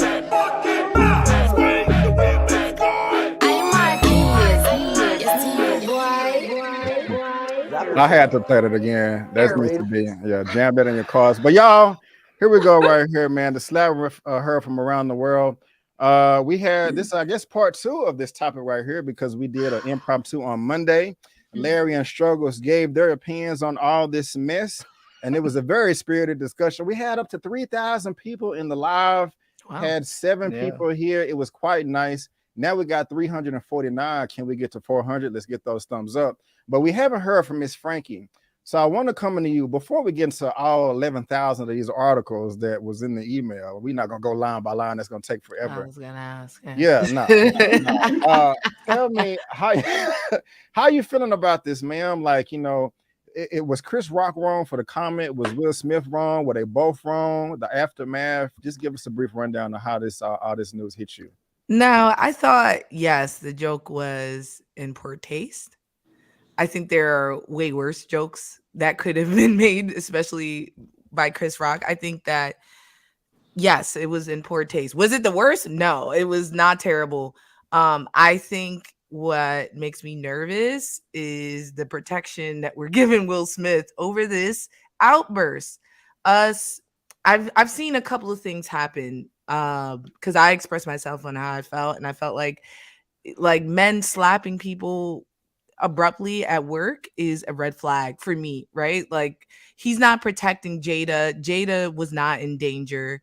He was angry, and I think a lot of it was a grasp for his masculinity that I feel like he felt like had been in question for quite some time. And what I really don't like, I mean, right. But what I really don't like is that people are using this for a couple things. One, to turn the narrative around because men hate Jada Pinkett Smith because of her freedom, right? So men have used her infidelity. Yeah, it wasn't her infidelity, and even he said it. They were Larry. both. They were both. I'm talking about why men hate her. No. Men are calling it infidelity. Sorry, I'm gonna let you finish. Will was also getting the buns at the same exact time. They were separated. The only difference was her buns was messy. No one brings up the fact that she was predatory, which I think is the real issue. No one brings that up. They all talk about infidelity. She did not cheat on this man. So that point is moot. That's true. That's true. He even said it out loud. He said, "Yo, she never cheated. We were separated. He was getting out those Margot Robbie cheats, but she was being quiet. She was being quiet. But the difference is, August Alsina came out because he was deeply traumatized, and then that's where this is men's worst nightmare, to be embarrassed publicly. And there also, real quick about the G.I. Jane joke, she got a military jacket on and she bald. I'm just saying, like, the joke wrote itself. But also, like, them trying to make it seem like, oh, you know, he's a strong man protecting Black women, blah, blah, blah, blah, blah. I'm like, that's not true. If he really wanted to protect her, he's so big on the space. He could have had his moment and then later either one, let her speak about it and him support her on Instagram, on Twitter. He could have just as easily walked up and talked to him. But y'all, that's toxic masculinity. Someone saying you disrespected me with words and I'm going to come back with violence immediately at work. That would be a red flag for me, because how long before I do something and then you slap me?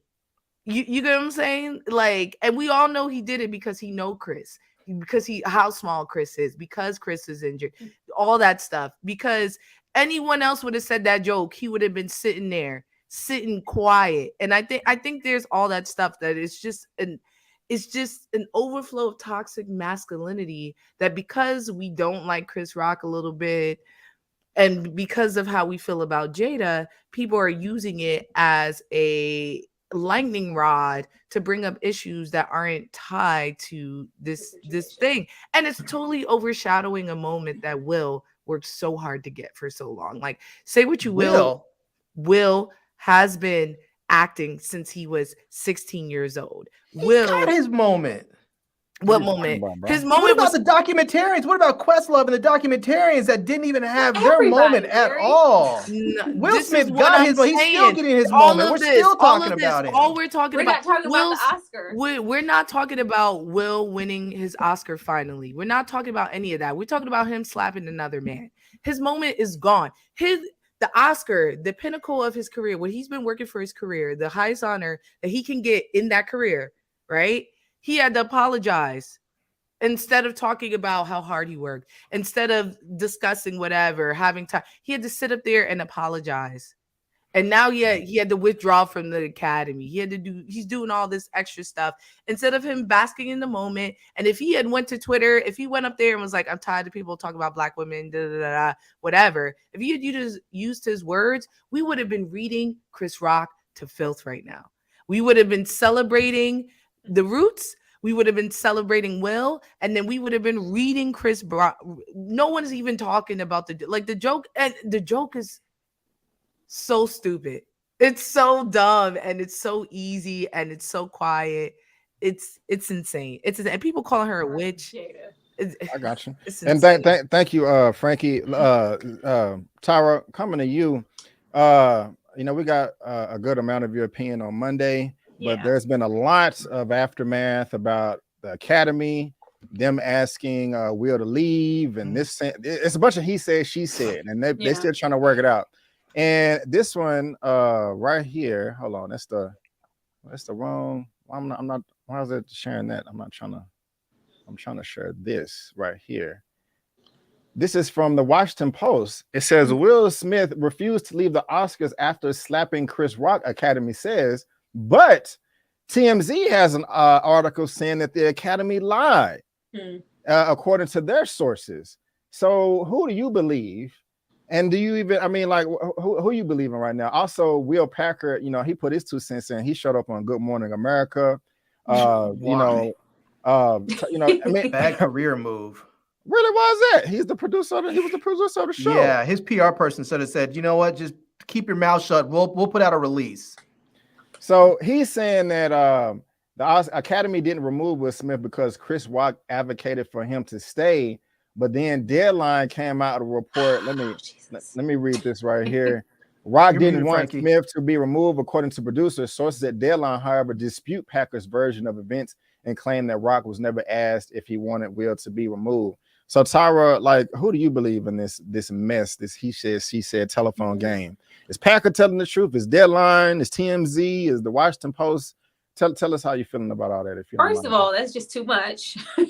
It's too much. It shouldn't even be all of that. But I really don't feel like anybody asked him to leave. I think they were basking in the situation, all the ratings, and once I think initially when it happened and everybody was all protect black women and people were on Will's side, there wasn't much being said or really not too much pushback at all. But as soon as, everybody, I feel hurt and I just felt like I was slapped in that moment and all this other stuff, there's been a whole shift to where now the majority is not quite on Will's side, especially I think Jim Carrey's talking, Amy Schumer, everybody's just talking about how this affected them. So it's pushing for them to do something and kind of turn the narrative to make it seem like they tried to do more than what they did. I really don't feel like anybody tried to do anything and they just let it happen. And that was just about it. I agree. When this news came out, it was kind of, because Larry, you actually brought that to my attention earlier in the week. And I was like, that don't just sound right. If they wanted him to leave, why would they then allow him to go up on stage? And I'm gonna come to you next, Larry.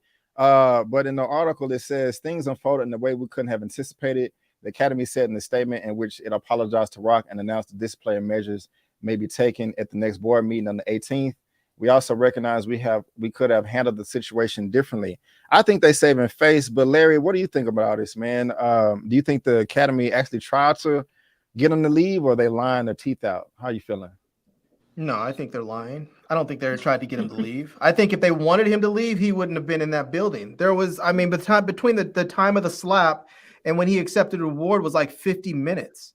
Yes. I mean, they could have easily have simply during one of the commercial breaks said security, or they could have gone over to him and said, Mr. Smith, you're being asked to leave the building. You don't have to leave on your own accord, but if you don't, we will have security come over and remove you.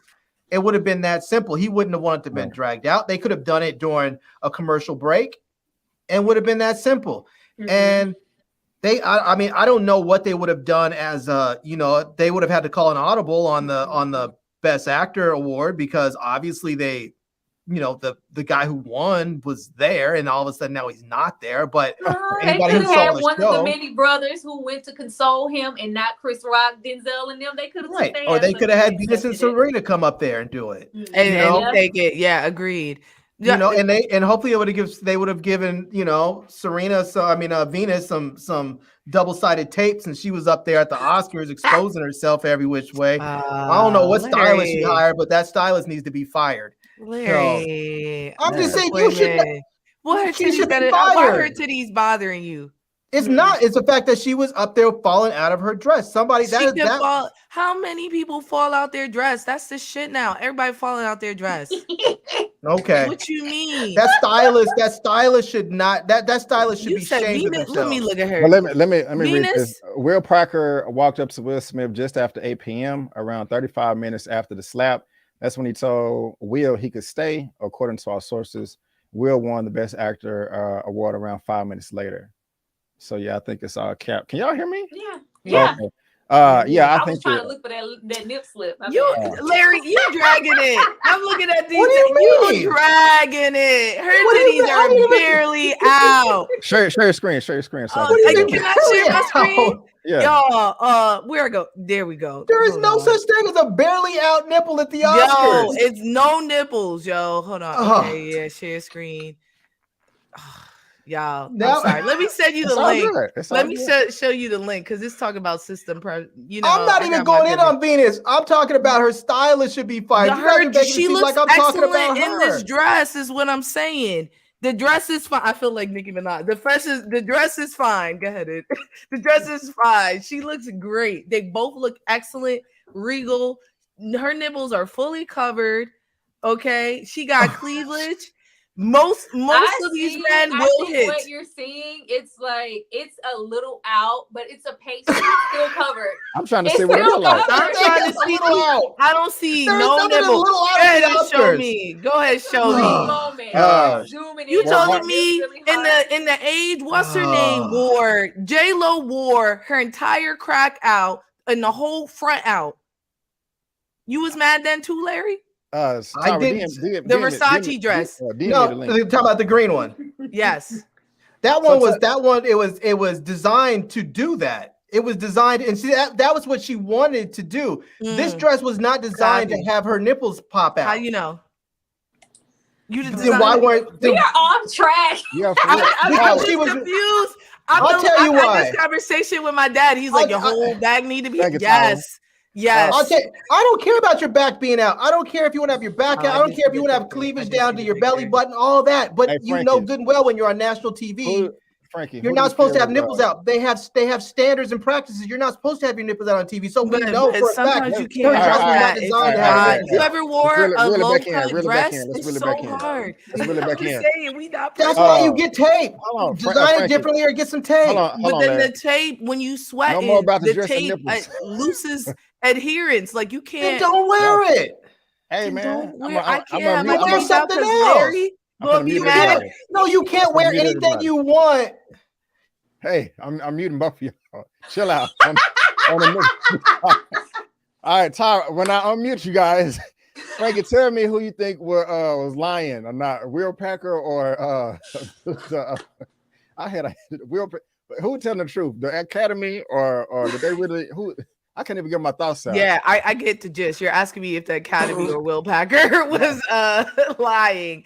I think they're both lying. I think, like the Academy, the Oscars is locked down. Like the White House.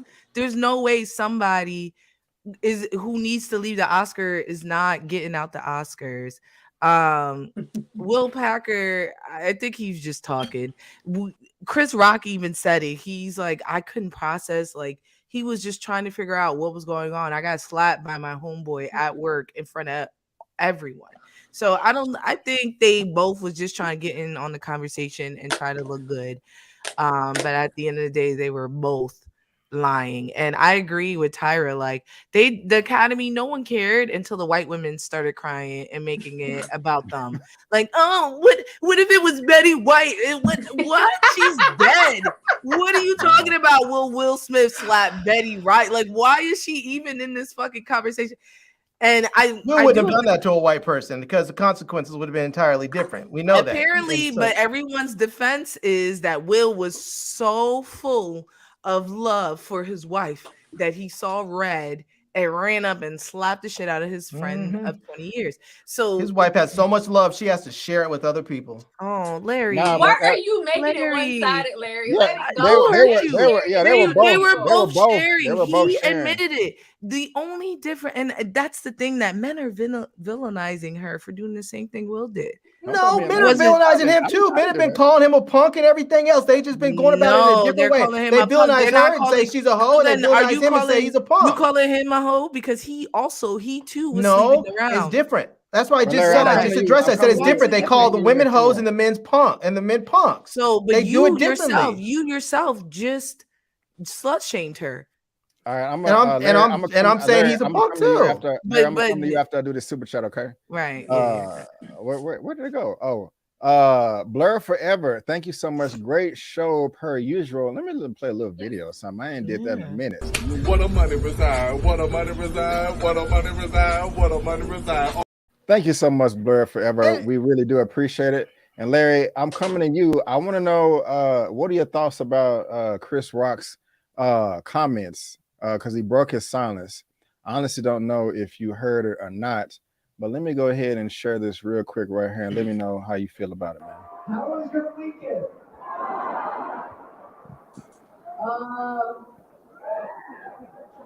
I don't have like a bunch of shit about what happened. So you came to hear that. I had like a whole show I wrote before this weekend, and I'm still kind of processing what happened.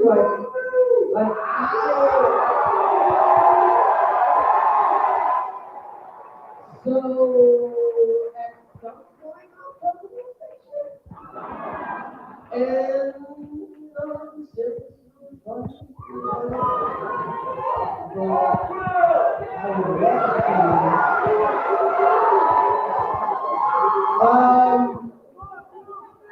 I'm gonna tell some jokes. I'm gonna talk about, it's nice to just be out. How was your all right. So that was he didn't say too much about it, but Larry, I want to ask you how you feel about that specifically. I don't know if you heard in the background. There was some people that was like, fuck Will Smith, fuck Will Smith. And doing that and other shows, he was telling them to chill out on that. And I want to know how you feel about that, especially on top of what his brother Tony Rock said. But I don't know, you got an opinion on this so far? You think Chris is handling it the right way? You think he should have said something then, or he doing what he needs to do? Yes. Let me before I speak on that, let me just address one thing. I do want to say that that I'm not always going hard on women. That I believe women are my equal, as men are their equals. Men and women are equals, and as equals, I will talk about you and what you have done wrong, just like I will talk about men. It may be with different words. I may call you a hoe and him a punk, but it's going to be talked about. I'm going to talk about you just the same, because I do believe we are all equals. I'm not giving anybody any slack because they have a vagina versus a penis. That's not how I roll. Now, as far as what Chris Rock said, he didn't really have anything to say about it. Like he said, he was still processing. I hope he comes through with like 15 minutes of a good set, just ripping the crap out of him soon, because I think the dude was, I mean, there's no excuse for what was happening. He was assaulted at work. He was on the job and he was assaulted. and it was horrible what happened. It was just what happened. There's no excuse for what happened. I think Chris is a stand-up dude because he could just tell Will, hey, you know what? I'm pressing charges. And I mean, what do you do then? It's not like he has a defense. I mean, Chris Rock was on stage, hands behind his back, and dude walked up and just straight assaulted him. There's no defense. It's all on tape from 100 different angles. So, right on. You know, I think Chris is being a stand-up dude right now and just saying, no, I don't want to prosecute. I'm not pressing charges. He's moving on. He's telling his jokes. I think, like he said, he'll do something funny. I think the way his brother went after him, I think that's what any brother would do. If somebody hit my brother, I'm coming at you. If I'm a stand-up comedian, if I have a microphone, if I have a platform, I'm coming for you. I'm coming for you and your raggedy ass hoe. That's what I'm saying. If that's what happened, that's what I'm gonna say. Because that's what it is. I mean, I'm not calling her that. I'm just saying that if that's what happened, I'm going to call your wife everything that I can think of to call your wife, because that's how I'm feeling, because you came after my brother. I'm going to call you everything I can think of to call you because you came after my brother. Frankie, and that's and Tony, and then here's one line, and I'm gonna stop and I'll go. That's what he should do. That's what, like, as big as Chris Rock is and the position that Chris Rock is in, he should just let his brother do that. That's what you do. You have and for lack of a better phrase, a good attack dog that can go do your dirty work. It's like running for president. You can't say all the bad things, but your super PAC can. Thank you, sir. Frankie, do you think he should have pressed charges? Chris? You gonna have to mute Larry once I start talking. Let me tell you something. I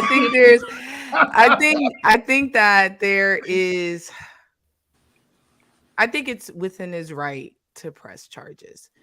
I'm sorry. I'm just so deeply uncomfortable with how much we're bringing up Jada when she has absolutely nothing to do with this.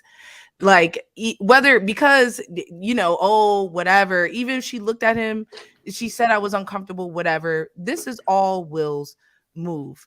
And I think a big thing about this is can't take her out of it without her. I told you was gonna have to mute him.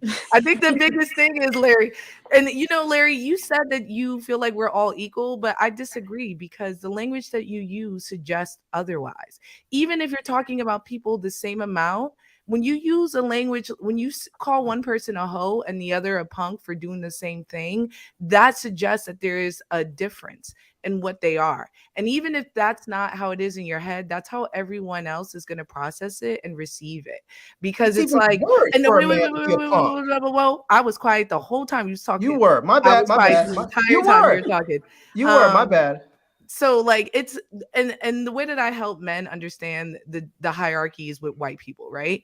If a white man is talking about, let's say, sports, and LeBron James comes and does an executed play and he says he's very athletic, and then I can't think of a white player, but a white player goes up there and he says he is very smart. All it's microaggressions like that pushes the narrative and changes things. You brought up Jada multiple times like everyone else is, and Jada should not be in this conversation. The whole point was Chris Rock made a joke about a man's wife who he feels some sort of ownership for and felt like he should and felt triggered for whatever. And some of that is coming from the language that we use when we're describing them. Some of their personal life came out where they had a mutual understanding and they were like, let's date outside of the two of us. But only one of them did, the person they were dating was hurt and spoke out. And we took that as not, Jada was a little predatory there. We said, Will is a punk for letting someone else touch his wife when there was many women touching Will. And I think it's things like that that's like changing our perspective, and it's bringing in or more so shining a light on things. I don't think Tony Rock, look, I get it. That's his brother. You're right. If somebody slapped my brother, I'm wilding out, but not on Jada. I'm wilding out on Will. I'm talking, there's so much I could talk about Will, and I'm just talking about Will. I'm not talking about Jada. I'm not calling her a raggedy ass hoe because she's not. She's Jada Pinkett Smith. And no matter what, she is a formidable woman. And just because she slept with you know what I mean? Like, we call her a hoe and shit. Why? Because she's a sexual predator. Well, she was sleeping with her son's boyfriend. You think that Will Smith was never a sexual predator? Right. He was. Wait, they both done were. it with women. But They've all done it. They've all done it. So you can't stand on that. You can't stand on that. They're all sexual predators. They all go for people they're all dating PAs and shit like that. Relax. They're all doing it. Tyra, I want to, what do you think about this right here? Absolutely nothing. Because if you think you're going to walk up on this stage, this ain't the motherfucking Oscars. And if you walk up here, you ain't nominated for these motherfucking hands.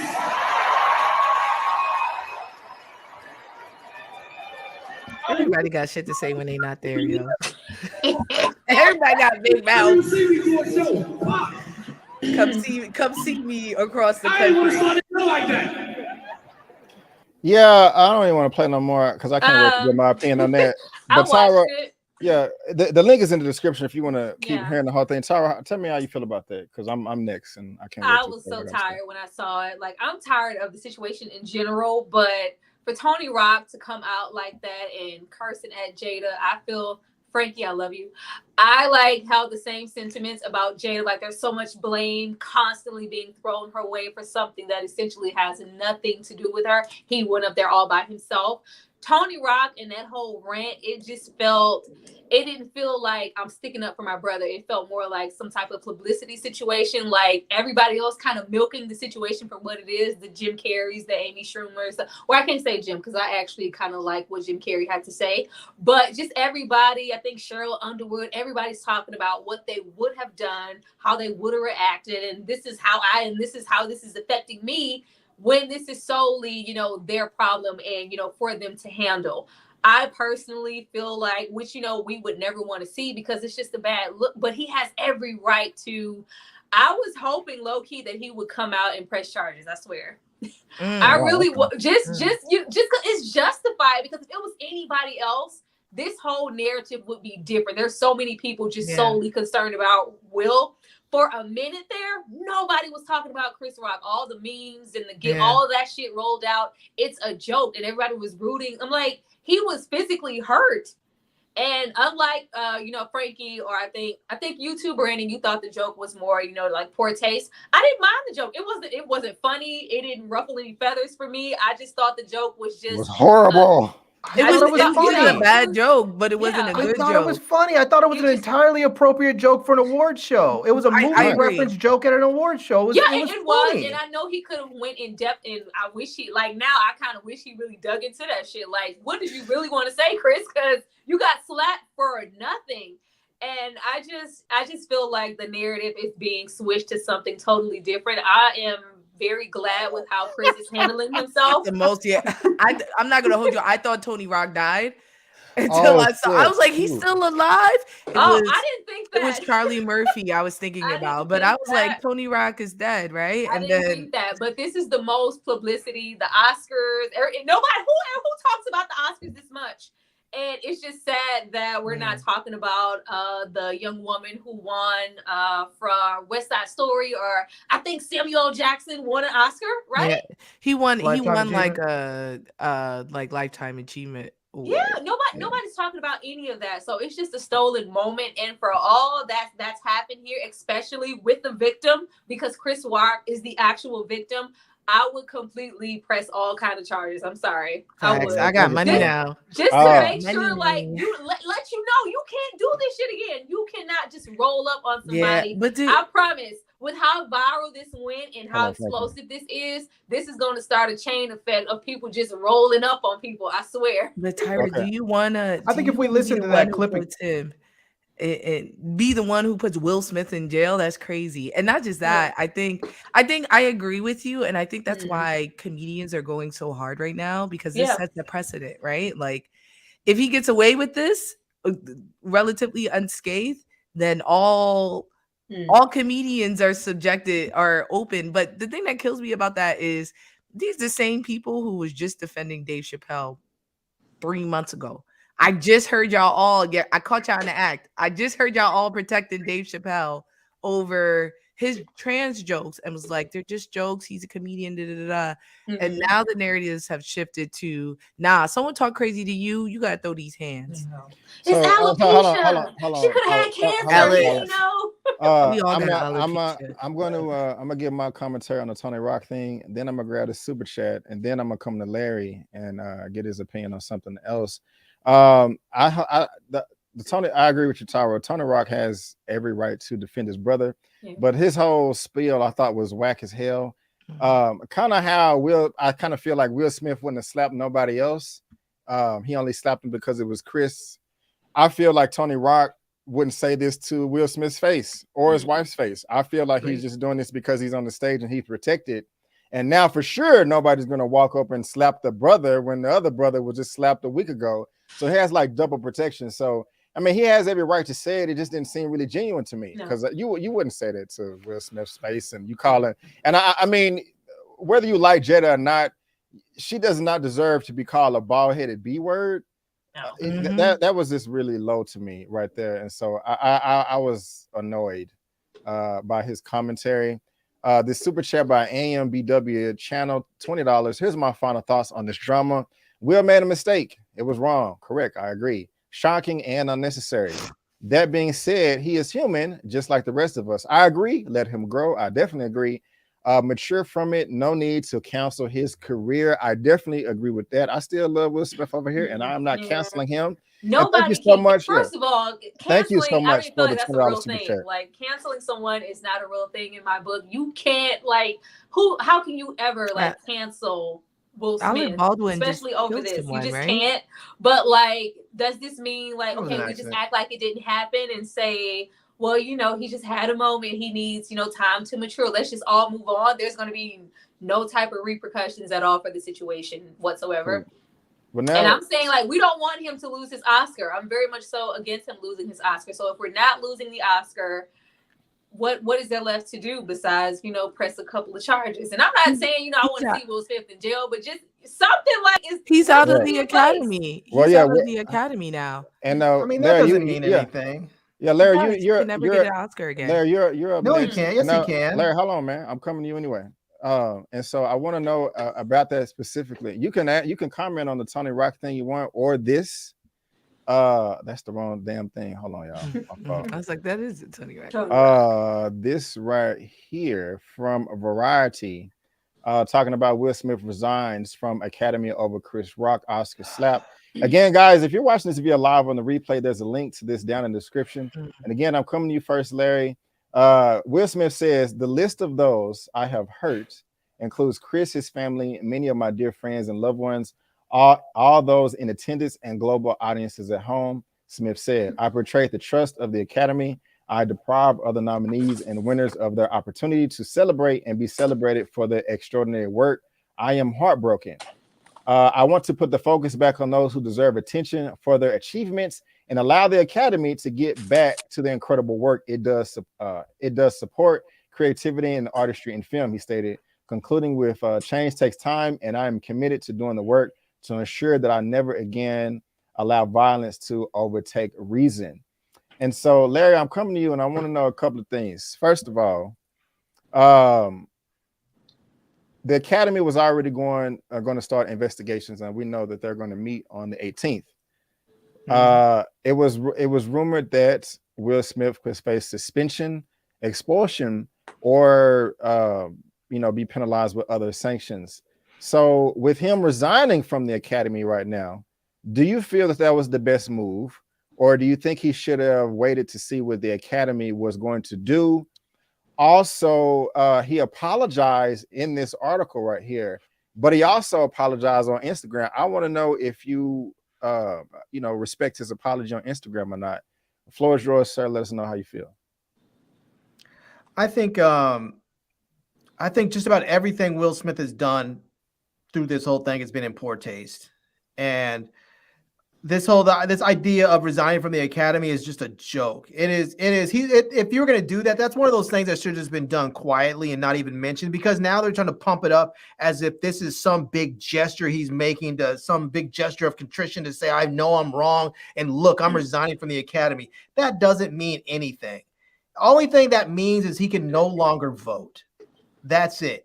He can still go to the award shows. He can still present. He can still win awards, all of that. He just can't vote. That's basically it. And so, you sure about that? Yeah, that's now the Academy can later say, hey, you know, maybe we're taking your Oscar back, because they did change the rules. And I think it was in 2018 or 19 or something like that. So maybe they can vote and decide that they are going to withdraw the Oscar from him. I mean, awards are given, they can be taken away. It's just if you win a Presidential Medal of Honor and you do something later, they can rescind that honor if they want to, you know? If you receive a Medal of Valor in the military and you get dishonorably discharged for doing something stupid, they can rescind your medals. Just because something was given doesn't mean it can't be taken back. So what should he have done? So what should he have done? But then that comes into question everybody else who has everyone. Harvey Weinstein has 81 Oscars.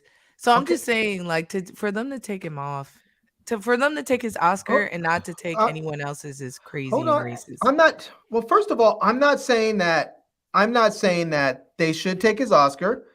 I'm saying they could take his Oscar.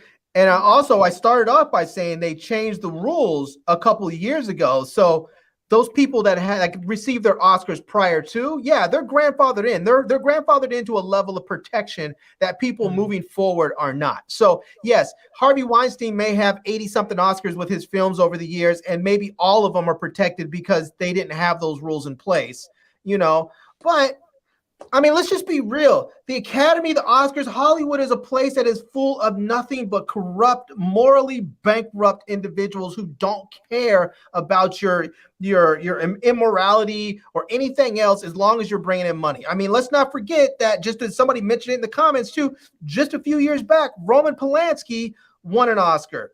And this sicko pervert pedophile could not even show up to the awards show, because the moment he stepped foot in the U.S., he would have been arrested. Yes. I mean, let's not forget these people nominated, voted, and awarded the most prestigious award you can give to a filmmaker, to a known pedophile, because he made money. And so let's just not forget the people for whom we are talking about. They are a bunch of morally corrupt, repugnant human beings. And for people to get up there and stand and clap and give them a standing ovation, some people can be upset by that, but look who their audience, look who it is that they're with. He's one of them. So I mean, do I think they should take his Oscar back? I don't really care, to be honest with you. Take it, don't take it. I don't really care. I know that people are upset because if they're going to say, well, this would suck if the first Oscar that got taken for somebody because of their behavior happens to be a black person, it would. It also sucks that it happened to be a black man that walked up on stage and assaulted another black man in front of 1 billion people. Thank you, sir. Frankie, how do you feel about his resignation? You think that was the right move, or you think he should just chill? Yeah, I think he should have been quiet. I agree. Yeah, I think that the fact that the question of whether or not he should keep his Oscar is dumb. Honestly, because they're still giving Oscars to way worse people. He doesn't have a record. Yeah, he broke the code of conduct, but there are plenty of people that they've been showing, right? That they've been showing that broke the code of conduct multiple times. And to your point, Larry, there are pedophiles, rapists, things like that, who are withstanding Oscars. And I think also he already has it. So if you're retroactively pulling his Oscar, then the same should be said for anyone else. It's already retroactive, even though it's recent from Will. Then everyone else needs to be pulled into question. And I think that's something that we should remember. I think that it will blow over. I think if Will was quiet, but that's the thing, Will overshares. And that's why we hear Will don't know when to be quiet. They don't know when to be quiet, and they don't have Kris Jenner there to help them spin it crazy. They need to hire her, honestly, I think. But it's a poor decision. I'm trying to keep it in order, man. I don't want to keep you guys here all night, and so I'm gonna wrap it up here in a little bit. But Tyra, do you feel this is the right move, or you think he should have been fired as well? I felt like, you know, when you about to get fired at a job, and it's just like, you know what, I'm gonna quit before y'all fire me so I can save face.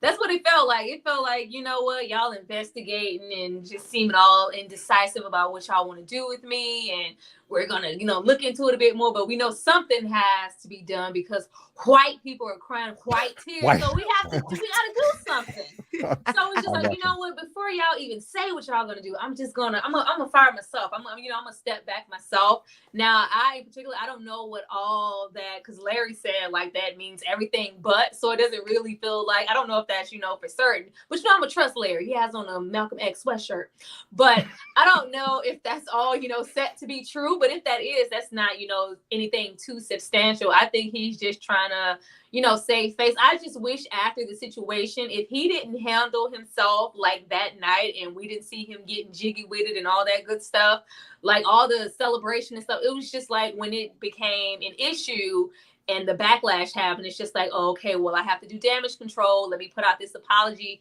Nothing has really seemed genuine since the whole slap situation. I just feel like people are all over the place because they don't know what to do next, but they know essentially he has to answer for the situation. Hey, boo. But it's just like, it's just like, you know what? Hey, I have to answer. Something's going to be done. But before, you know, they dish out anything, let me just really, you know, let me back out myself. I'm going to take my coat, put my finger up and leave in church and just leave myself. So if I fire myself, then you can't, it's kind of like he was trying to look noble. And I'm like, who cares? Like, it's just not. And it's in poor taste. The same thing with the apology. Like, that shouldn't have been, you slapped me in person, apologize to me in person. You know, like, I don't want to see none of that shit. Not to say that he didn't, I don't know. And Larry, you next, but I'm, of course, before we get out of here, I'm gonna let everybody get their final thoughts to just let it all out there. And so that's coming up. And again, I'm not gonna keep us all here all night because I don't want to go over each of these myself, but just real quick, the guy, the Summer Soul, they're more, this article is down below if you want to read it yourself, but they're more mad at Chris Rock than they are with Will Smith. So I definitely think you should read this if you get a chance. Also on Monday, we talked about if we thought that would this affect Will Smith's career, and I remember all of us saying no. Yeah. And we all may have been wrong because this article from the Hollywood Reporter says Netflix is backing away from Will Smith's film Fast and Loose. They have the exclusive.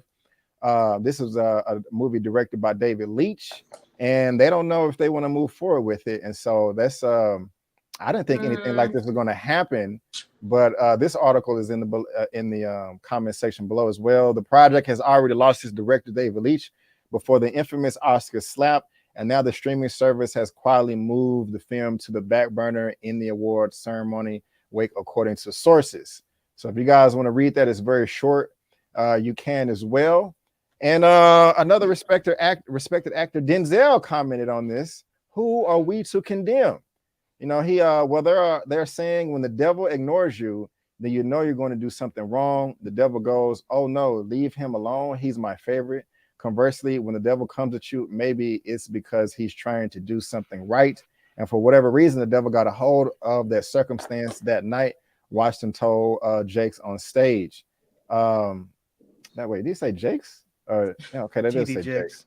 Okay, I got you. That's right. Fortunately, there were people there, not just me, but others. Tyler Perry came immediately right over there with me, said some prayers. I don't want to say what we talked about, but the grace of God go any of us. Who are we to condemn? I don't know all the ins and outs of the situation, but I know the only solution was prayer. The way I see it, Washington said on Saturday, and that was at a leadership summit with TD Jakes. And so, Larry, you're next, sir. You can talk, and this is that Fast and Loose thing, but we can go ahead and wrap it up, man. You can talk as long as you want. You can get it all out. You can talk about him. You can talk about Netflix backing away. You can talk about Denzel comments. You can talk about the other people mad at Chris Rock. You can talk about whatever you want to talk about. The floor is yours, sir. Let us have it. Get it out. Then I'm gonna come to Frankey. Then I'm gonna come to Struggles, and I'm gonna wrap it up. And we're gonna go to bed. So, Larry, the floor is yours, sir. Talk about whatever you want. All right. Well, first of all, let me address something in the comments. Somebody said I should clear up how I feel about Black women. So I will tell you, I love Black women, married one, and I will tell you that I hold black women to the same standard that I hold everyone else. And that means sometimes I'm not going to like the things that they do. And it is what it is. Some people are going to get mad at me about it when I call it out. Other times, you know, whatever. It is what it is. Now, I do want to say, because I thought Will Smith should have apologized to Chris Rock in the moment. That would have been the right thing to do since he did what he did in the moment. I know Agreed. I know I've cut you guys off at times, and so I will apologize for that. That is something I am working on. I will say that in the stream in the moment. So, you know, but as far as do I think it's going to hurt his career? No. That the movie with Fast and Loose with David Leitch, he pulled out of that a week before the Oscars. So it wasn't like he pulled out of it because of the slap. He was already out. And so I think it just Netflix backing away. I think it's a real convenient PR stunt to say we're backing away because of what he did, when really what they're doing is trying to find a replacement director. You know, they're interviewing directors trying to find somebody. So yeah, of course they backed away. They can't go forward with production. They don't have anybody at the helm. So I mean, it's sort of, that's one of those things where I talk about how Hollywood is so corrupt and sinister and just and repugnant in so many ways. They're putting this out there as if they are as if they're taking some sort of moral high ground, as if they're trying to say to the world, we're so offended and disgusted by what Will Smith did that we're pushing this movie back. When really the fact of the matter is you don't have anybody to direct the damn movie. And you're trying to find a replacement director. That's all it is. And they will find one, and the movie will get made, and people are going to watch it. It's going to be a huge success. It is what it is. You know? That's kind of where I'm at. As far as what Denzel's saying, who are we to condemn? I mean, we all do it. I mean, yes. I mean, if we want to go biblical, we can all say he who is without sin cast the first stone. None of us are without sin. We've all done and said stupid stuff. So yeah, maybe none of us should condemn, but we all do. And Denzel has, I have. I mean, I know people are upset. Some people are saying they were upset at Denzel and Tyler Perry for getting up and hugging him. People were upset with Bradley Cooper for going over there and putting his hands on his shoulders. These are people who are friends. I mean, if I'm at the Oscars and my friend smacked the crap out of somebody, even if he's dead wrong, I'm concerned about my friend in that moment. Now, later on, when we're sitting around talking on the phone or at his house drinking beers, I might be like, yo, man, you know you really, really effed up like big time, right? Like you're going to do some work to fix this. But in that moment, I'm riding with my friend, you know? And anybody who's been out anywhere and seen your friend get into something when you know they're wrong, sometimes you just have to try and push your friend back and say, yo, bro, you know, you're wrong on this. I got your back, but you're wrong. Let's get out of here, you know, or let's just try and chill out. That's what you do. I'm not gonna throw my friend under the bus and just sit there and look at him like, ooh, he did that. That's a terrible thing. I'm not gonna say anything to him. I'm just gonna let his whole house burn down and watch. Not doing that.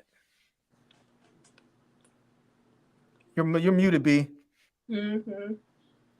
My bad. I said I appreciate it. Is anything else? Anything else? Once again, for everybody, I love black women. If you don't believe me, that's on you. Women. All right. You sure? Let's get it out. All right. Going once. I love black women enough to love one. How about that? To love one. I love black women enough to love one. Cool. Frankey, final thoughts, man, on everything. Anything you want to expose yours. Get it out. Yeah. I think first and foremost, this Will situation has shined a light on how much people love to hate on black women. I do want to say that. That we are the topic of conversation. We are so easily it's so easy to hate us and to talk bad about us, even when we ain't did nothing. At the end of the day, Jada ain't do nothing. I ain't see her say it. I saw her like make a face at Will, but I didn't see her she didn't do nothing. She didn't do nothing.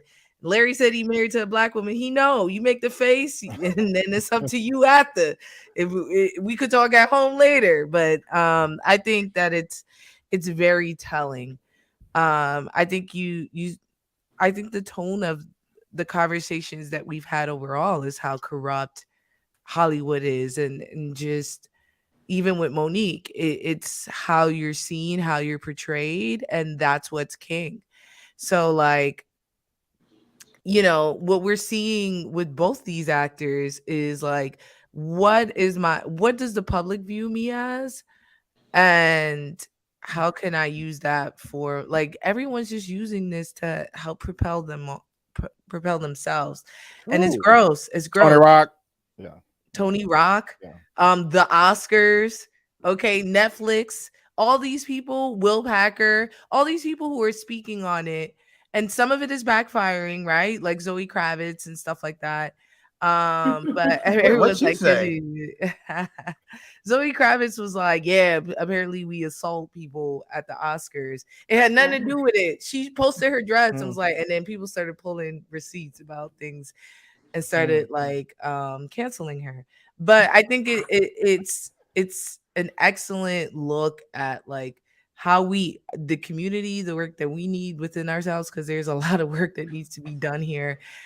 I do not like the way people are talking about Jada right now, and it really hurts me, because it's like, it's the same. I know that the way people turn on Jada in the same respect that we turned on Monique is it makes me scared sometimes. I'm not gonna hold you. Like, it's like, yo, the same thing could happen to me, because at the end of the day, I'm a Black woman. And if I get someone, I'm bitter, I'm gross, I'm this, I'm that, I'm a hoe, I'm a this, because I get someone upset or I don't move favorably. And at the end of the day, I mean, you could kiss your teeth, Larry. She ain't do shit. She did not kissing do my shit. teeth. No, who kissed their teeth? No. Who kissed their teeth? You? I didn't do that. That was you? Sorry, that was you? No, See? somebody kissed their teeth. Always attacking the Black man first. Because you was the one the you Black been man is talking. the worst. Yo, because you've been the one cutting me I'm off messing this with whole you. time. That was totally a joke. I'm sorry. You was eating. That was totally a joke. Okay. It was not me, I'm but what I back. said, my I response was totally a apologize. I joke. come back. I'll bring it back. I've been ready. I was like, who kissing? Y'all, you know I'm Caribbean. So when I hear kiss a teeth, I'm like, Are you Caribbean? Oh, I don't know that.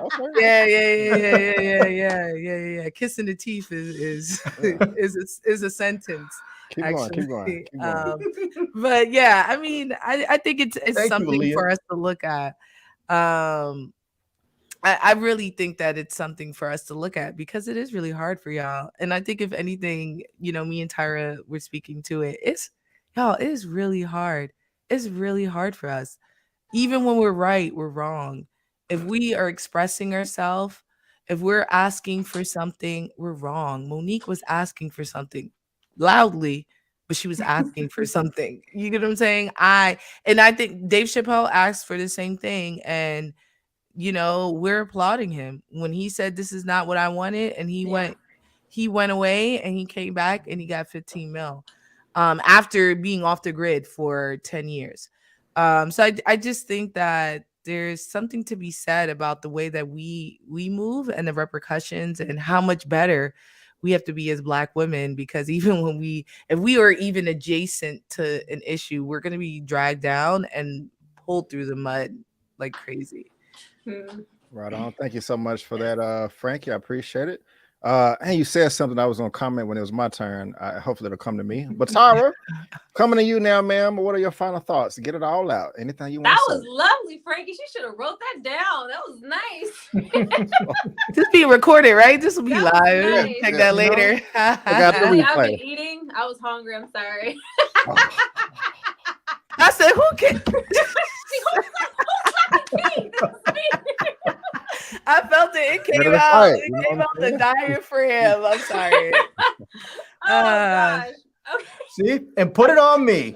Yo, Larry, because you cut me off at least That's 5 times. So I knew it was you. I was like, I know it's Larry. My bad, yo. I apologize to you. I love everybody who's been on this panel.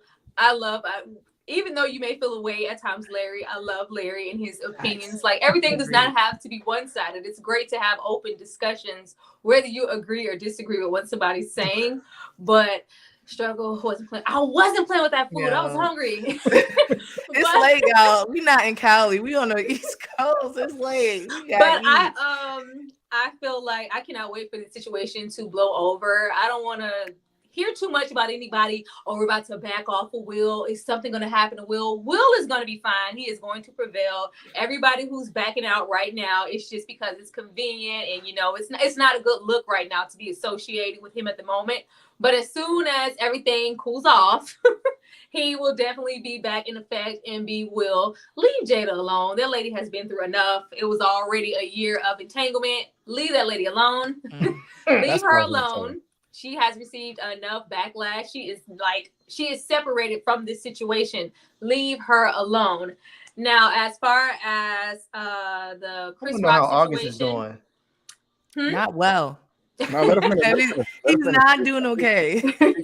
As far as you know, Chris Rock, I applaud him so much, because anybody can say what they would have done after the fact, or call him, oh, he's a this, he's a that, he should have done this, I would have done that. But once again, you're not that caliber of a star. And in the moment, because if he would have retaliated, it would have just been another group of black niggas fighting on TV. So it wouldn't have been niggas.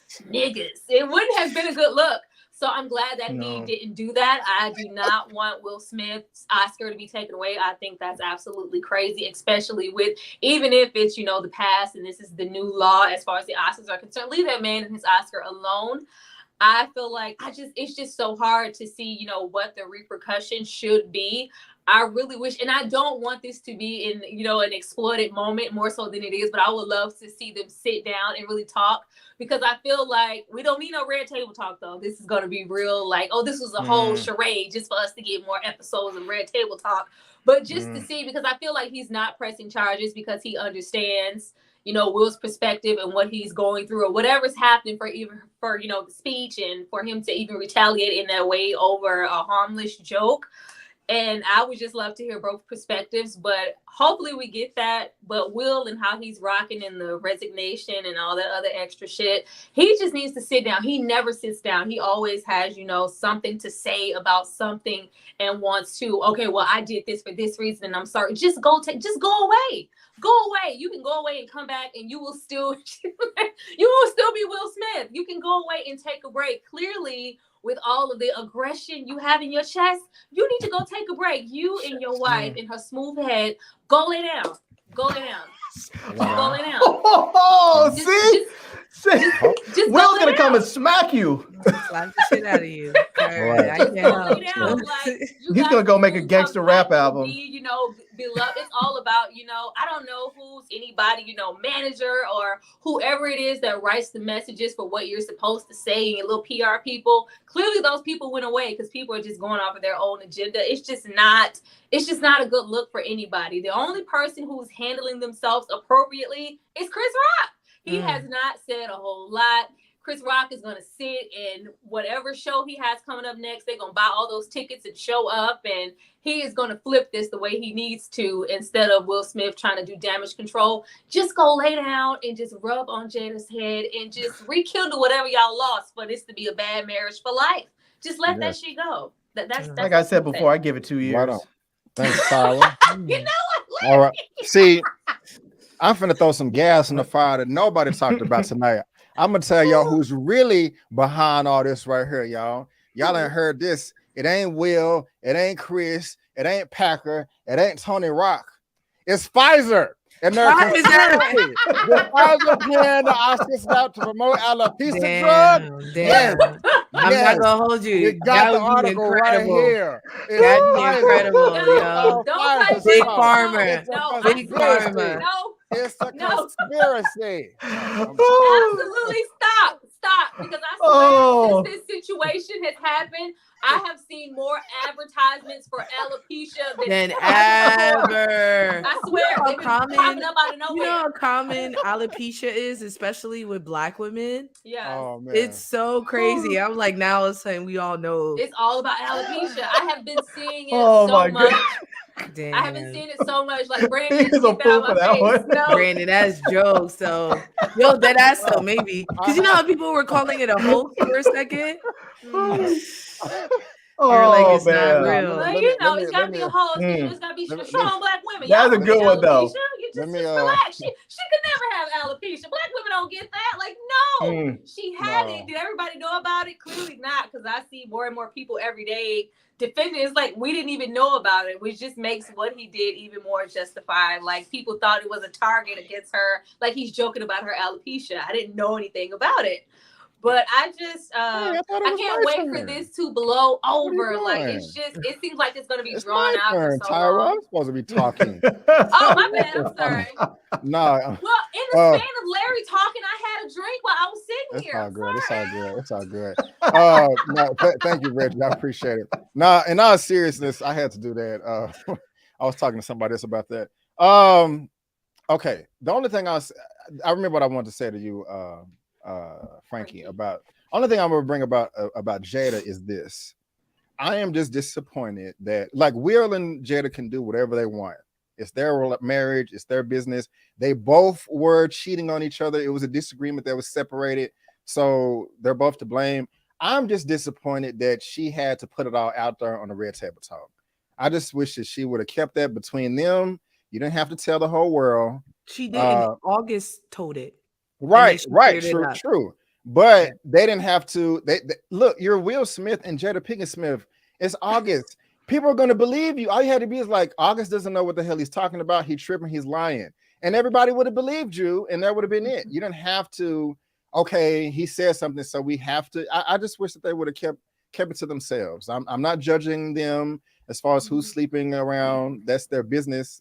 I just wish they would have kept it private. That's all I have to say about Jada. As far as the Will Smith apology, it was messed up that he didn't apologize at the ceremony, and I did like the words on his Instagram post. However, if that is the only apology he's going to give, in my opinion, that's not enough. I think somebody else said it tonight. I think that and I was talking to my dad about this, he should make a video with him and Chris and apologize that way. He doesn't have to do that, but I think that would be best. Just for me personally, the Instagram, I mean, you did slap this man. That's crazy. Like, I mean, it doesn't. Chris Rock handled it like a G, but I don't want to say that, but he handled it well. I'll just say that he handled it well. But that's humiliating, man. He handled it with dignity. Yeah, I just think that Will Smith owes him more than an Instagram apology. I do not think that he should give up his Oscars. I think that would be completely wrong and hypocritical. I think that Will will get over this. I am not canceling Will Smith. I am still a fan. I will still support him. This man, not only has he had a squeaky clean record for 30 years, he's been the example. He's been a role model. Even other performers, actors, actresses, even if their record is squeaky clean, you can't all just look up to him. You know, Joaquin Phoenix, or I shouldn't have said that, but still, he has been squeaky clean and been motivated with knowledge and facts. And like he said, he's human and he made a mistake. It was a big mistake. He shouldn't have made the mistake. And I'm not trying to dismiss it. It was pretty bad. And I'm glad the cops didn't like come out there and escort him out. But at the same time, somebody should have radioed to him like, hey, bro, you got to come back here because, you know, what you did. You know what I'm saying? And so then I said, I just want to make sure I don't, because I think this is the last time we're going to be talking about this. Tyra over there packing boxes. I know it's food. I know. That's her styrofoam. That's her styrofoam. I also respect Denzel's words. You know, he was just like, you know, he's not going to throw Will under the bus and just say that he going to keep it quiet and keep it short and sweet. You know what I'm saying? And also, we talked about Lee Daniels. And then the Academy is full of it as well. They're lying. And I think that is all I have. And so everybody gave their final thoughts. And so, ladies and gentlemen, if I forgot something, my bad, but I want to thank all of you so much for tuning in to the Movie News Roundup show number 55. We do this every week, 6:30 p.m. CST, YouTube, Twitch, and Facebook.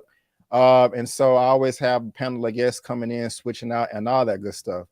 And before we head out of here, Larry, real quick, why don't you just let all the good people out there know real quick, what you have going on your channel, sir, on your outlet. Oh man. Yeah, I have a bunch of videos that are coming out. It's just some how-to videos. I'm working on a video right now about how to do time-lapse videos with your action cameras. Some people have asked me to teach them how to do YouTube videos using your smartphones and small cameras. So I'm gonna be making some of those in the coming weeks. So a lot of how-to videos coming up. So yeah. Right on. Okay, thank you, sir. And I want y'all to follow Frankey on YouTube as well, but I really want y'all to follow her on Instagram. And so, Frankey, what do you have that you would like to promote to the, like, just tell them what, you got going on Instagram and why they would want to follow you and all that good stuff. Yeah, definitely pull up on Instagram. I am a We the Culture creator, so that's where most of my content will reside. I am currently doing breakdowns of anime scene. You can see King Bradley over here. I go through some drippy anime and like comic book clothing, how you could be a nerd and still be fashionable. I do reviews. You can see Dumbledore right there. I just saw that. And I'm also doing comic book reviews. So I hit the Marvel, I hit DC, but I also suggest some indie comics. So you guys are always saying like, I'm tired of blackwashing, blah, blah, blah, blah, blah. Lit. I help promote some of that too. So put your money where your mouth is. Follow me. See where the good things are happening. See how you could be a fire nerd. And yeah, if you like my opinion, I state it every day. I'm dropping some stuff. So yes, definitely daily, multiple a day. And I gotta say, Frankey, your costume thing right here was dope. Thank you. Yeah. We did that for there was a Fantastic Beast, and we were like, yo, everybody was dressed up like Gryffindor, and because I'm black, everybody thinks I can't be Slytherin, but I'm for sure Slytherin. I'm for sure Slytherin. Like, black people don't gotta be just one thing. I agree, we're not a monolith, but I had a great time, and I think that's a big part about like some of the fashion that I put out there too. I grew up in the city in the era of Dipset. So it was very hard to be a alternative black who, didn't wear a Nietzsche or Pepe or whatever. So I think what I'm trying to like push is like, yo, you could be yourself, you can express yourself, but you can also like have fun and stuff like that. So yeah, look at that, y'all. She yeah. Leather always. Pandas on the floor. Yeah. I didn't vacuum though, so let's get off that. I didn't vacuum. I like it. Already. And thank you for that, ma'am. And last but definitely not least, we got Miss Tyra with Struggle Reviews TV. Where did the thing go? I already followed, baby. Yeah. Girl, come on, bye. What you got going on, man? Come on, bye. You know what I got going on over there. You drop your $30. We throw back on my channel for $30. I don't throw it back personally. I do throw back videos and movies, all that good stuff. This week we will be talking about, I think tonight I'm doing The People Under the Stairs. I'm covering Death Proof. That should be very interesting. A lot to talk about there. I'm talking about Death Proof, and I need to talk about Morbius because that was terrible. Nobody go see that. Black boycott Morbius. Don't waste time. Not bad, huh? That bad. Let's see. Death Proof this week. Morbius this week. The People Under the Stairs tonight, and he got game tomorrow. That is going to be a good time. Kung Fu for Spike Lee. I have a good time. The Nutty Professor, that review should be dropping later, but I got to figure out which filter give me my best clumps look. So whenever I figure that out, we will be getting into that. But we have a good time over there. Like, just come by and laugh, leave a comment, leave a like, leave some money, leave yourself, leave whatever you need to leave to subscribe to my channel. And you know what, guys? You see these little short videos that she makes them every once in a while, and she puts a lot of work into them. They're very funny. I like them a lot. So make sure you check it out. And it's funny. I thought I would subscribe to her channel because she pops up in my feed all the time, and I just went and pulled it up, and so I just subscribed. But I just assumed I was because you always show up on my feed. So you wasn't subscribed, is what you're saying? Dang, I wasn't. That's what I'm saying. I wasn't. I just subscribed right now. Thank you. Y'all, myself. Stop by. I got my oh Lord, I didn't mean to click that button. My fault. That's us. But we got the my channel. You got movie reviews. I did Morbius, Alice, Master, the Batman, spoiler movie reviews. The next one we're gonna be doing is Doctor Strange 2. I can't wait for that. Of course, we got the weekly movie news roundup show. I'm covering Moon Knight. I covered Bel Air, and that's over with. Check that out. Also, I got Snowfall season 5, Atlanta season 3, also Halo, and Power Book 4 Force. Trailer reactions, and if I'm lucky, it's been damn near a year, but 9 months, I may interview a star in Hollywood or something like that. So come through, y'all, and subscribe. Help me reach 40K subscribers. I'm getting there, you know, crawling and all that good stuff right there. And again, everybody here is on my channel tab, so make sure you subscribe. They're also in the description box of this video. But guys, that's going to wrap it up. And I want to thank all of you so much for tuning in. And before we go, don't forget that I'm B. Avery, that's Larry, Frankie, and Tara. That's just our opinion. Peace out. And we'll see you all next time.